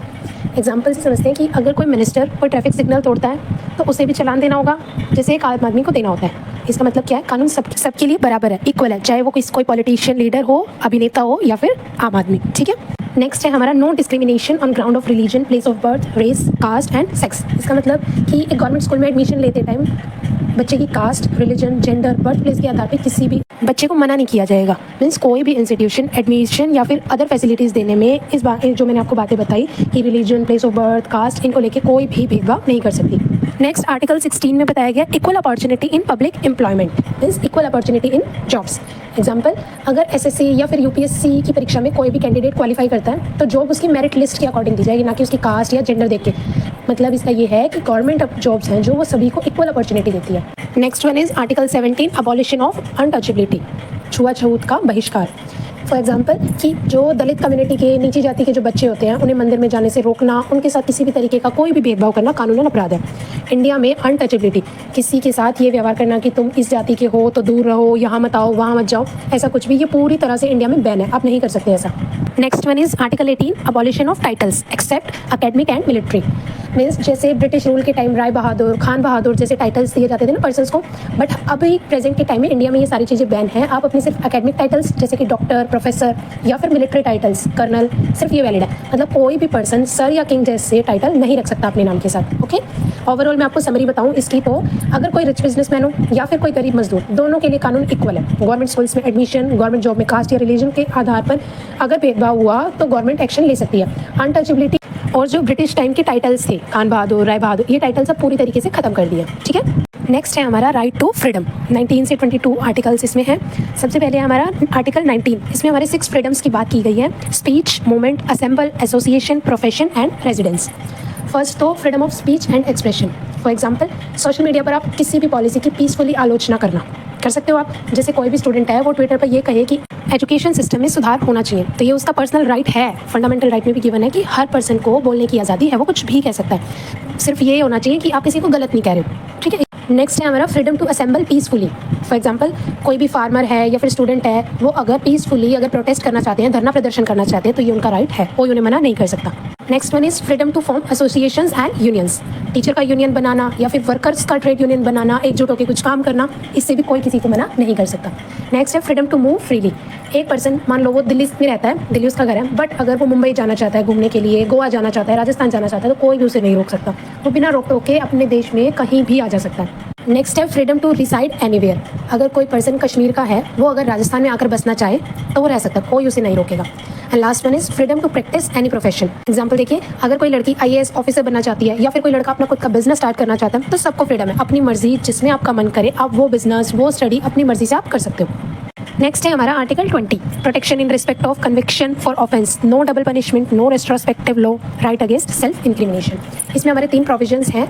सबसे फर्स्ट है एक्स पोस्ट फैक्टो लॉ, जिसका मीनिंग है कि किसी पर्सन को उस क्राइम के लिए सजा नहीं दी जा सकती जो उस टाइम पे अपराध नहीं था जब उसने वो काम किया था।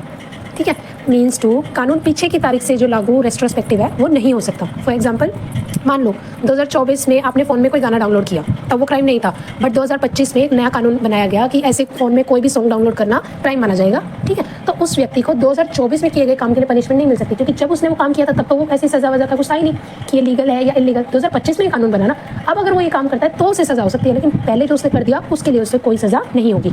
नेक्स्ट पॉइंट है इसमें डबल जियोपैडी, मीन्स किसी पर्सन को एक ही अपराध के लिए 2 बार सजा नहीं हो सकती। Means no person shall be prosecuted and punished for the same offence more than once. अगर आपने कोई क्राइम किया, आप उसकी सजा काट चुके, दोबारा ये नहीं है कि 6 महीने बाद दोबारा सरकार का मन किया, चलो आपने ये गुनाह किया था आपको फिर से इसकी सजा दी, ऐसा नहीं होगा।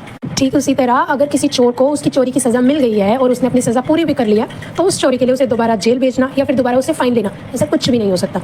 नेक्स्ट पॉइंट है हमारा सेल्फ इंक्रिमिनेशन, मीन्स कोई भी पर्सन खुद अपने खिलाफ गवाही देने के लिए मजबूर नहीं किया जा सकता। ओके, यानी जो एक्यूज्ड है उसको खुद के खिलाफ कन्फेशन करने के लिए पुलिस या कोर्ट मजबूर नहीं कर सकती। एग्जाम्पल से समझते हैं, पुलिस किसी भी कल्प्रिट को ये नहीं कह सकती कि तुम मान लो कि तुमने मर्डर किया है, बट जो साइंटिफिक एविडेंस है जैसे कि DNA test, blood sample, fingerprint, ये लिया जा सकता है क्योंकि ये सेल्फ इंक्रिमिनेशन नहीं माना जाता। नेक्स्ट है हमारा article 21, right to life and personal liberty, means कोई भी जो व्यक्ति है वो कानून के अनुसार प्रोसीजर के बिना आज़ादी से वंचित नहीं किया जाएगा। ओके, सुप्रीम कोर्ट ने इस राइट को बहुत ही व्यापक बनाया है, मीन्स हर पर्सन को अपनी एक डिग्निफाइड लाइफ जीने का राइट है कि वो अपनी एक फ्रीडम भरी ज़िंदगी जी सकता है, इज्जत के साथ अपनी ज़िंदगी जी सकता है, किसी तरीके की उस पर कोई बाउंडेशंस नहीं लगाई जाएंगी। ठीक है, एग्जाम्पल से समझते हैं, क्लीन इन्वायरमेंट, ये हर पर्सन का राइट है कि वो एक क्लीन इन्वायरमेंट में रहे। इसके लिए दिल्ली में पोल्यूशन को काफ़ी हद तक कंट्रोल करने के लिए गवर्नमेंट ने CNG बसेस कंपलसरी कर दी कि आपको CNG बसेस ही चलानी पड़ेंगी। ये सिटीजन्स की राइट टू लाइफ का हिस्सा है, क्योंकि सिटीजन्स इसको यूज़ कर रहे हैं, सिटीजन्स के लिए तो चलाइए ना, एक मोड ऑफ ट्रांसपोर्ट इसलिए चलाया जाता है कि पर्सन उसका यूज़ करके एक जगह से दूसरी जगह जा सके। तो उसी के लिए गवर्नमेंट की तरफ से CNG बसेस अलॉट की गई हैं कि CNG बसेस चले, जिसकी हेल्प से पर्सन एक जगह से दूसरी जगह इजीली जा सकता है। और ये हमारा राइट टू लाइफ, एक अच्छी लाइफ, एक बेहतर ज़िंदगी जीने के लिए बहुत इंपॉर्टेंट है कि हमें क्लीन एनवायरनमेंट में रहें, पोल्यूशन फ्री एरिया में रहें। इसलिए इसी आर्टिकल में एक हमारा personal liberty, means right to privacy, हर सिटीजन को पर्सनली ये राइट है कि वो अपनी कितनी इन्फॉर्मेशन किसी के साथ शेयर कर सकता है, कितनी गुप्त रख सकता है, गोपनीय बोलते हैं वो। तो सुप्रीम कोर्ट ने 2017 में ये कहा था कि मोबाइल डाटा, आधार, लाइफ, ये प्राइवेट रहना चाहिए क्योंकि ये भी प्राइवेसी का ही एक हिस्सा है। ठीक है, एक है राइट टू फूड, भी हमारा इंक्लूड है इसमें। मिड डे मील स्कीम्स जो गवर्नमेंट के थ्रू स्टार्ट की गई है, इसमें बच्चों को खाना खिलाया जाता है, ये भी आर्टिकल 21 के अंदर ही इंक्लूड किया गया है। नेक्स्ट है हमारा article 21A, right to free and compulsory education. Right to education जिसको हम बोलते हैं, इसका मीनिंग क्या है कि 6 to 14 ईयर्स तक के सभी बच्चों, चाहे वो किसी कास्ट से हो, किसी रिलीजन से हो, बस एज, उनका एज क्राइटेरिया सेट है 6 to 14 ईयर, इन बच्चों को फ्री एंड कंपल्सरी एजुकेशन देना गवर्नमेंट का राइट है। 86th अमेंडमेंट एक्ट जो 2002 में इंक्लूड किया गया था, इसके थ्रू इसको ऐड ऑन किया गया है। एग्जाम्पल से समझते हैं कि अगर कोई भी गरीब बच्चा गवर्नमेंट स्कूल में एडमिशन लेने के लिए जाएगा तो उसे ये कह के कि तुम गरीब हो मना नहीं किया जाएगा, उसे एडमिशन दिया जाएगा। सर्व शिक्षा अभियान, मिड डे मील, ये दोनों ही राइट टू एजुकेशन को लागू करने के लिए ही बनाए गए ताकि गरीब बच्चों को अच्छी एजुकेशन और अच्छा खाना, दोनों चीज़ें ही प्रोवाइड की जा सके। सुप्रीम कोर्ट ने यह भी कहा था कि प्राइवेट स्कूल्स को भी गरीब बच्चों के लिए 25% सीट्स इकोनॉमिकली वीकर स्टूडेंट्स के लिए रिजर्व करनी होगी, RTE एक्ट 2009 के अकॉर्डिंग। नेक्स्ट है हमारा protection in respect of arrest and detention. इसका मतलब क्या होता है, अरेस्टेड पर्सन है जो, उसको भी कुछ राइट्स दिए जाते हैं ताकि जो पुलिस है या फिर स्टेट है उसकी जो फ्रीडम है उसका मिसयूज़ ना कर सके। ठीक है, एग्जांपल से समझते हैं कि अगर पुलिस किसी को भी अरेस्ट करती है तो रूल है 24 आवर्स के बीच में उसको मजिस्ट्रेट के सामने पेश करना जरूरी है, कंपलसरी है। आपने किसी को अरेस्ट किया, 24 घंटे के अंदर आपको उसको मजिस्ट्रेट के आगे रखना पड़ेगा कि भाई इस पर्सन को हमने अरेस्ट किया है। अरेस्टेड पर्सन को अपने लॉयर से मिलने का पूरा राइट है। अगर पर्सन बोलता है कि मुझे अपने लॉयर से मिलना है तो आप आप उस कैंडिडेट को मना नहीं कर सकते उसके लॉयर से मिलने के लिए। एक ये भी है कि मान लो पुलिस ने किसी को चोरी के उसमें पकड़ लिया, ठीक है, चोरी के शक में पकड़ लिया, तो विदाउट रीज़न बताए, विदाउट मजिस्ट्रेट की परमिशन लिए बिना आप उस कैंडिडेट को महीनों तक जेल में नहीं रख सकते। और हमारा जो है प्रिवेंशन डिटेक्शन एक्ट, इसके तहत भी मैक्सिमम 3 महीनों तक डिटेंशन हो सकता है। उसके बाद आपको एडवाइजरी बोर्ड की परमिशन लेनी पड़ेगी। अगर आप वो 3 महीने का जो टाइम टेन्योर है उसको एक्सटेंड करना चाहते हो तो एडवाइजरी बोर्ड की परमिशन के बिना आप अपनी मर्जी से एक्सटेंड नहीं कर सकते। अभी जो मैंने आपको एग्जांपल बताया इसमें मैंने एक टर्म यूज़ किया है, प्रिवेंशन डिटेंशन। किसी को पता है क्या होता है? सोचो, मैं बताती हूँ। प्रिवेंशन डिटेंशन मीन्स कि किसी पर्सन को क्राइम करने से पहले ही अरेस्ट कर लेना। मान लो जैसे गवर्नमेंट को डाउट है कि ये पर्सन है जो ये आतंकवादी हमला या फिर दंगे भड़का सकता है, तो ऐसे पर्सन को पुलिस कस्टडी में पहले ही ले सकती है, ठीक है। और जो ये 3 महीने वाला रूल है इसमें बताया गया कि कॉन्स्टिट्यूशन कहता है कि बिना किसी जुडिशियल रिव्यू, न्यायिक समीक्षा के प्रिवेंशन डिटेंशन जो है वो मैक्सिमम 3 महीने तक हो सकता है। अगर गवर्नमेंट को 3 महीने से ज़्यादा उस पर्सन को अपनी कस्टडी में रखना है तो उसे एडवाइजरी बोर्ड की परमिशन लेनी पड़ेगी। और एडवाइजरी बोर्ड क्या होता है? एडवाइजरी बोर्ड हमारी एक कमेटी होती है जिसमें हाई कोर्ट के जो जजेस हैं वो इंक्लूड होते हैं। बोर्ड ये इंश्योर करता है कि गवर्नमेंट ने जिस पर्सन को अरेस्ट किया है वो सही पर्सन को अरेस्ट किया है और सही रीज़न से अरेस्ट किया है। अगर एडवाइजरी बोर्ड ये कहे कि ये अरेस्ट जस्टिफाइड है, मीन्स सही है, तो डिटेंशन बढ़ सकता है। और अगर बोर्ड ने ये बोल दिया कि आपका जो ये अरेस्ट है ये गलत है, कि आपने गलत पर्सन को अरेस्ट किया है या फिर गलत रीज़न से अरेस्ट किया है, तो पुलिस को उसी टाइम उस पर्सन को छोड़ना होगा। नेक्स्ट है हमारा article right against exploitation. Article 23 and 24 इसमें इंक्लूड है। सबसे फर्स्ट है 23, prohibition of human trafficking and forced labour. इसका मतलब कि आप किसी पर्सन से जबरन काम, फोर्स्ड लेबर, ज़बरदस्ती काम करने पे आप किसी को मजबूर नहीं कर सकते। ह्यूमन ट्रैफिकिंग यानी विमेंस की, बच्चों की खरीद करना, बेचना, ये सब इलीगल है। बेगर मीन्स बिना मजदूरी का काम, मतलब फ्री फंड में किसी को आप पैसे दे नहीं रहे हो, फ्रीली उससे काम करा रहे हो, तो ये भी बैन है। रियल एग्जांपल से समझते हैं। अगर कोई शॉपकीपर या फिर कोई फैक्ट्री ऑनर लेबर से ज़बरदस्ती बिना पैसे दिए काम कराता है तो ये आर्टिकल 23 का उल्लंघन है। इसके खिलाफ उस पर सज़ा हो सकती है। अगर कोई पर्सन गरीब बच्चों को गाँव से शहर लेके आता है और बंधुआ मजदूर, बंधक जिसको बोलते हैं, वो बना के काम कराता है, तो ये भी एक प्रकार का क्या है? वायलेशन। ह्यूमन ट्रैफिकिंग केसेस जैसे लड़कियों को अवैध धंधे में धकेलना, उनसे गलत काम कराना, बहुत सारे एग्जांपल्स हैं इस चीज़ के। ये भी क्या है? आर्टिकल 23 के खिलाफ। नेक्स्ट है article 24, prohibition of child labour below 14 year in hazardous means खतरनाक जॉब्स। 14 साल व उससे कम उम्र के जो बच्चे हैं उनको किसी भी हजार्डियस बिजनेस, फैक्ट्रीज, इंडस्ट्रीज में काम नहीं कराया जा सकता। एग्जाम्पल से समझते हैं कि जो क्रैकर फैक्ट्रीज होती है जहाँ पटाखे बनते हैं, ग्लास इंडस्ट्री आदि जो भी हैं, अगर यहाँ पे 10 साल का बच्चा अगर यहाँ काम कर रहा है तो ये आर्टिकल 24 के खिलाफ है। इसके खिलाफ उसके ऊपर सज़ा हो सकती है, सुनवाई हो सकती है। और गवर्नमेंट और NGO जब चाइल्ड लेबर को छुड़ाकर किसी स्कूल में भेजते हैं, ये 24 आर्टिकल को लागू करना है। सुप्रीम कोर्ट ने यहाँ तक बोला है कि बच्चों से खतरनाक जॉब्स में काम कराना चाइल्ड राइट वायलेशन है, जिसके तहत आपको सज़ा सुनाई जा सकती है। नेक्स्ट है हमारा right to freedom of religion. 24 से लेकर 28 तक आर्टिकल इसमें इंक्लूड है। फर्स्ट है article 25, freedom of conscience and profession, practice, propagation of religion. इसका मतलब हर नागरिक को अपना धर्म मानने और उसके प्रचार करने की पूरी फ्रीडम है। जैसे कि कोई भी हिंदू है वो मंदिर में पूजा कर सकता है, और मुस्लिम लोग मस्जिद में जाकर अपनी नमाज पढ़ सकते हैं, ईसाई चर्च में जा सकता है। कोई भी पर्सन अपने धर्म का प्रचार करना चाहता है तो कर सकता है, बट कंडीशन है वो किसी को ज़बरदस्ती मजबूर नहीं कर सकता कि आप वो धर्म अपनाओ, ठीक है। नेक्स्ट है हमारा article 26, freedom to manage religious affair. इसका मतलब कि हर धर्म को अपनी रिलीजियस इंस्टीट्यूशंस जैसे कि मंदिर, मस्जिद, गुरुद्वारा, चर्च, ये चलाने का पूरा राइट है। ये जो संस्थाएं हैं अपने रिलीजियस मैटर खुद डिसाइड करती हैं, खुद अपने रूल्स बनाती हैं। एग्जांपल से समझते हैं कि गुरुद्वारे में जैसे अपने फंड इकट्ठे करते हैं वो लोग, उसके बाद वो फ्री लंगर प्रोवाइड करते हैं, हर गुरुद्वारे में होता है। गवर्नमेंट इसमें कोई इंटरफेयर नहीं कर सकती कि आप क्यों कर रहे हो या किस लिए कर रहे हो, ऐसा कुछ नहीं। कोई भी मंदिर है वो अपने रिचुअल कैसे होंगे, किस तरीके से कौन सी पूजा होगी, ये वो खुद डिसाइड करेंगे। गवर्नमेंट का इसमें कोई इंटरफेरेंस नहीं है। नेक्स्ट है article 27, no tax for promotion of any religion means सरकार किसी भी सिटीजन से टैक्स लेकर किसी धर्म का प्रचार नहीं कर सकती, ठीक है। यानी पब्लिक मनी का इस्तेमाल किसी पर्टिकुलर रिलीजन के लिए होगा तो ये गलत है। एग्जाम्पल से समझते हैं कि गवर्नमेंट मंदिर बनाने के नाम पे सिटीजन से कोई टैक्स नहीं ले सकती, और अगर कोई स्टेट ये कहे कि हम सब लोगों से टैक्स लेंगे और सिर्फ एक धर्म का प्रचार करेंगे तो ये अनकॉन्स्टिट्यूशनल होगा, मीन्स संविधान के खिलाफ होगा। नेक्स्ट है हमारा article 28, no religious instruction in government funded institutions की गवर्नमेंट स्कूल में धार्मिक शिक्षा, रिलीजियस इंस्ट्रक्शन नहीं दी जा सकती। लेकिन प्राइवेट या माइनॉरिटी इंस्टीट्यूशंस अगर गवर्नमेंट जो हेल्प है वो नहीं ले रहे हैं तो वो रिलीजियस टीचिंग दे सकते हैं, ठीक है। एग्जाम्पल से समझते हैं कि केंद्रीय विद्यालय में बच्चों को कोई भी धार्मिक पाठ पढ़ाना संविधान के खिलाफ है। बट अगर कोई प्राइवेट क्रिश्चियन स्कूल जो पूरी तरह से सेल्फ फंडेड है वो ब्राइब की यानी उस धर्म की नॉलेज दे सकता है स्कूल में। नेक्स्ट है cultural and educational rights, article 29 और 30। आर्टिकल 29 है protection of language, script and culture of minorities. Means कोई भी सेक्शन ऑफ सिटीजन है जिसकी अलग अपनी लैंग्वेज है, अपना कल्चर है, वो उसको प्रोटेक्ट करने का राइट रखता है। ठीक है, किसी एडमिशन या एजुकेशन में किसी भी religion, race, caste, language, culture के आधार पर किसी को भी रोका नहीं जा सकता कि आप इस कल्चर से बिलोंग करते हो तो आप यहाँ एडमिशन नहीं ले सकते, आप इस रिलीजन के हो तो आप ये काम नहीं कर सकते, ऐसा नहीं है। एग्जाम्पल से समझते हैं, अगर तमिल स्पीकिंग लोग दिल्ली में रहते हैं तो वो अपनी लैंग्वेज, अपने कल्चर को प्रमोट करने का पूरा राइट रखते हैं। नागालैंड की जो नागा ट्राइब्स है वो भी अपनी लैंग्वेज, अपने रिचुअल्स को प्रोटेक्ट कर सकते हैं। नेक्स्ट है article 30, right of minorities to establish and administer educational institution. इसका मीनिंग क्या है? रिलीजियस और लिंग्विस्टिक माइनॉरिटी को अपने एजुकेशनल इंस्टीट्यूट यानी स्कूल, कॉलेज बनाने का, उसको चलाने का पूरा राइट है। गवर्नमेंट इन जो इंस्टीट्यूशन है इनके एडमिनिस्ट्रेशन में बेफालतू कोई भी इंटरफेरेंस नहीं कर सकती कि आपने क्यों खोला, क्यों बनाया, ऐसा कुछ नहीं। इसका एक इंपॉर्टेंट एग्जाम्पल है S T Stephen college Delhi में। ये क्रिश्चियन माइनॉरिटी इंस्टीट्यूशन है जिसे अपनी एडमिशन पॉलिसी बनाने का पूरा राइट है। और एक है AMU अलीगढ़ मुस्लिम यूनिवर्सिटी, मुस्लिम माइनॉरिटी द्वारा सिचुएटेड ये एक इंस्टीट्यूट है जो अपने मैनेजमेंट और एजुकेशन सिस्टम को पूरी तरीके से खुद कंट्रोल करता है। Article 31, right to property. संविधान के जो स्टार्टिंग का टाइम था 1950, इसमें राइट टू प्रॉपर्टी को भी फंडामेंटल राइट यानी आर्टिकल 31 माना गया था, जिसका मतलब था कि गवर्नमेंट किसी भी सिटीजन की प्रॉपर्टी उसकी परमिशन के बिना नहीं ले सकती।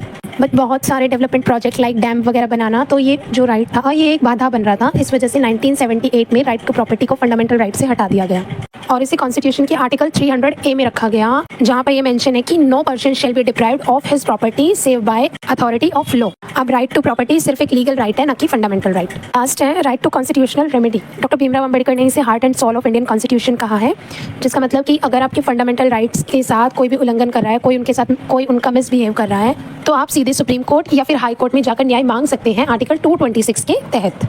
एग्जाम्पल से समझते हैं, Menaka Gandhi versus union of India 1978। Government ने मेनका गांधी का पासपोर्ट विदाउट रीजन बताए जब्त कर लिया था और तब मेनका गांधी ने आर्टिकल 32 के तहत सुप्रीम कोर्ट में याचिका दायर की। कोर्ट ने कहा राइट टू ट्रैवल अब्रॉड भी आर्टिकल 21 यानी राइट टू लाइफ का एक पार्ट है। आगे देखते हैं, फंडामेंटल राइट्स की सुरक्षा के लिए आर्टिकल 32 में सुप्रीम कोर्ट और आर्टिकल 226 में हाई कोर्ट को ये पावर दी गई है कि वे 5 तरह के रिट्स जारी कर सकते हैं।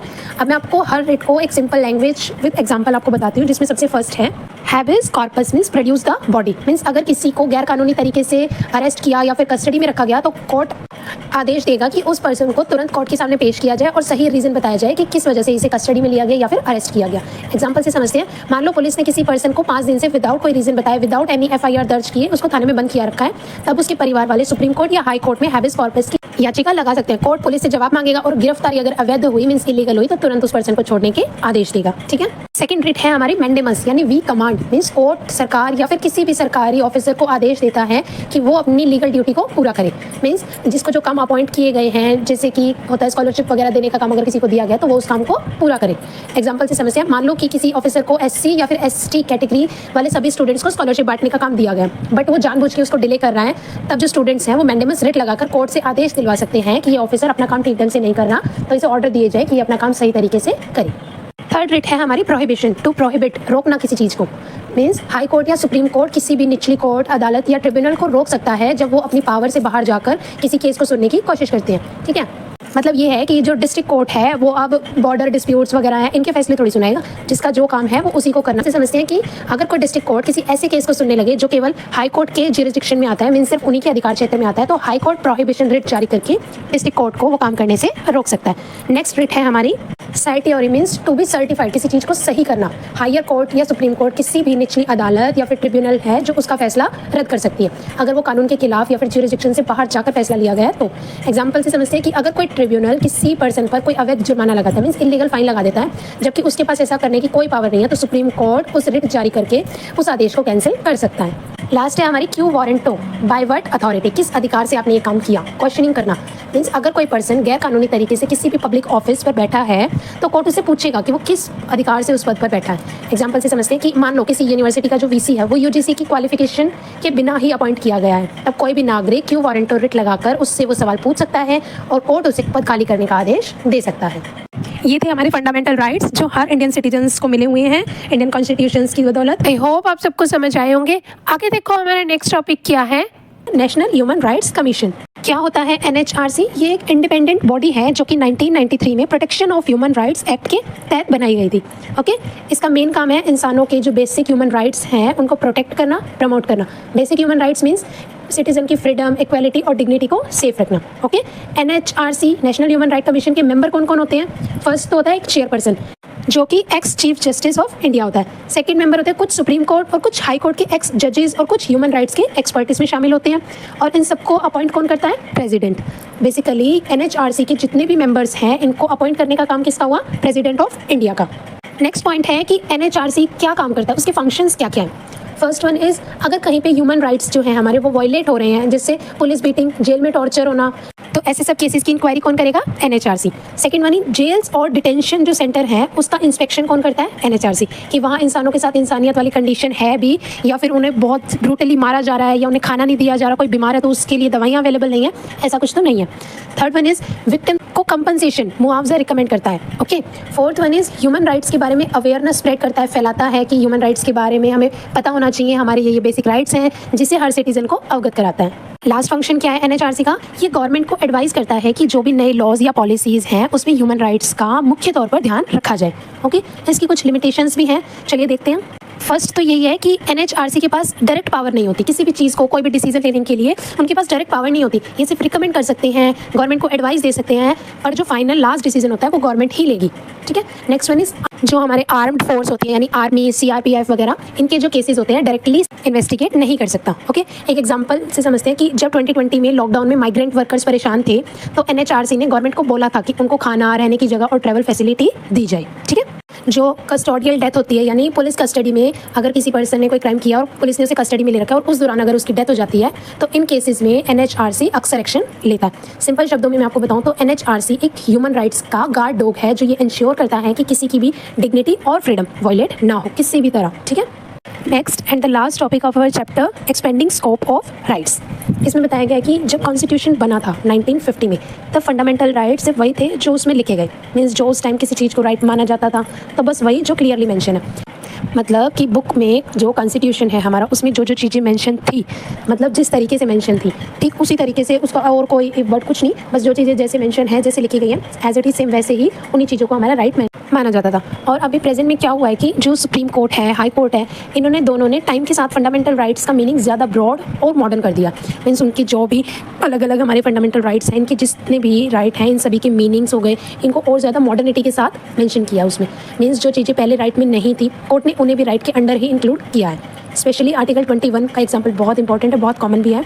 आर्टिकल 21 के थ्रू ही right to life and personal liberty इसको ऐड किया गया है। ठीक है। एग्जांपल से समझते हैं। जो हमारा राइट टू एजुकेशन है आर्टिकल 21A, पहले एजुकेशन है ये एक फंडामेंटल राइट नहीं था, बट 2002 में 86th अमेंडमेंट एक्ट इसके थ्रू ये ऐड किया गया कि 6 से 14 साल के बच्चों को फ्री और कंपलसरी एजुकेशन मिलनी ही चाहिए और मिलेगी भी।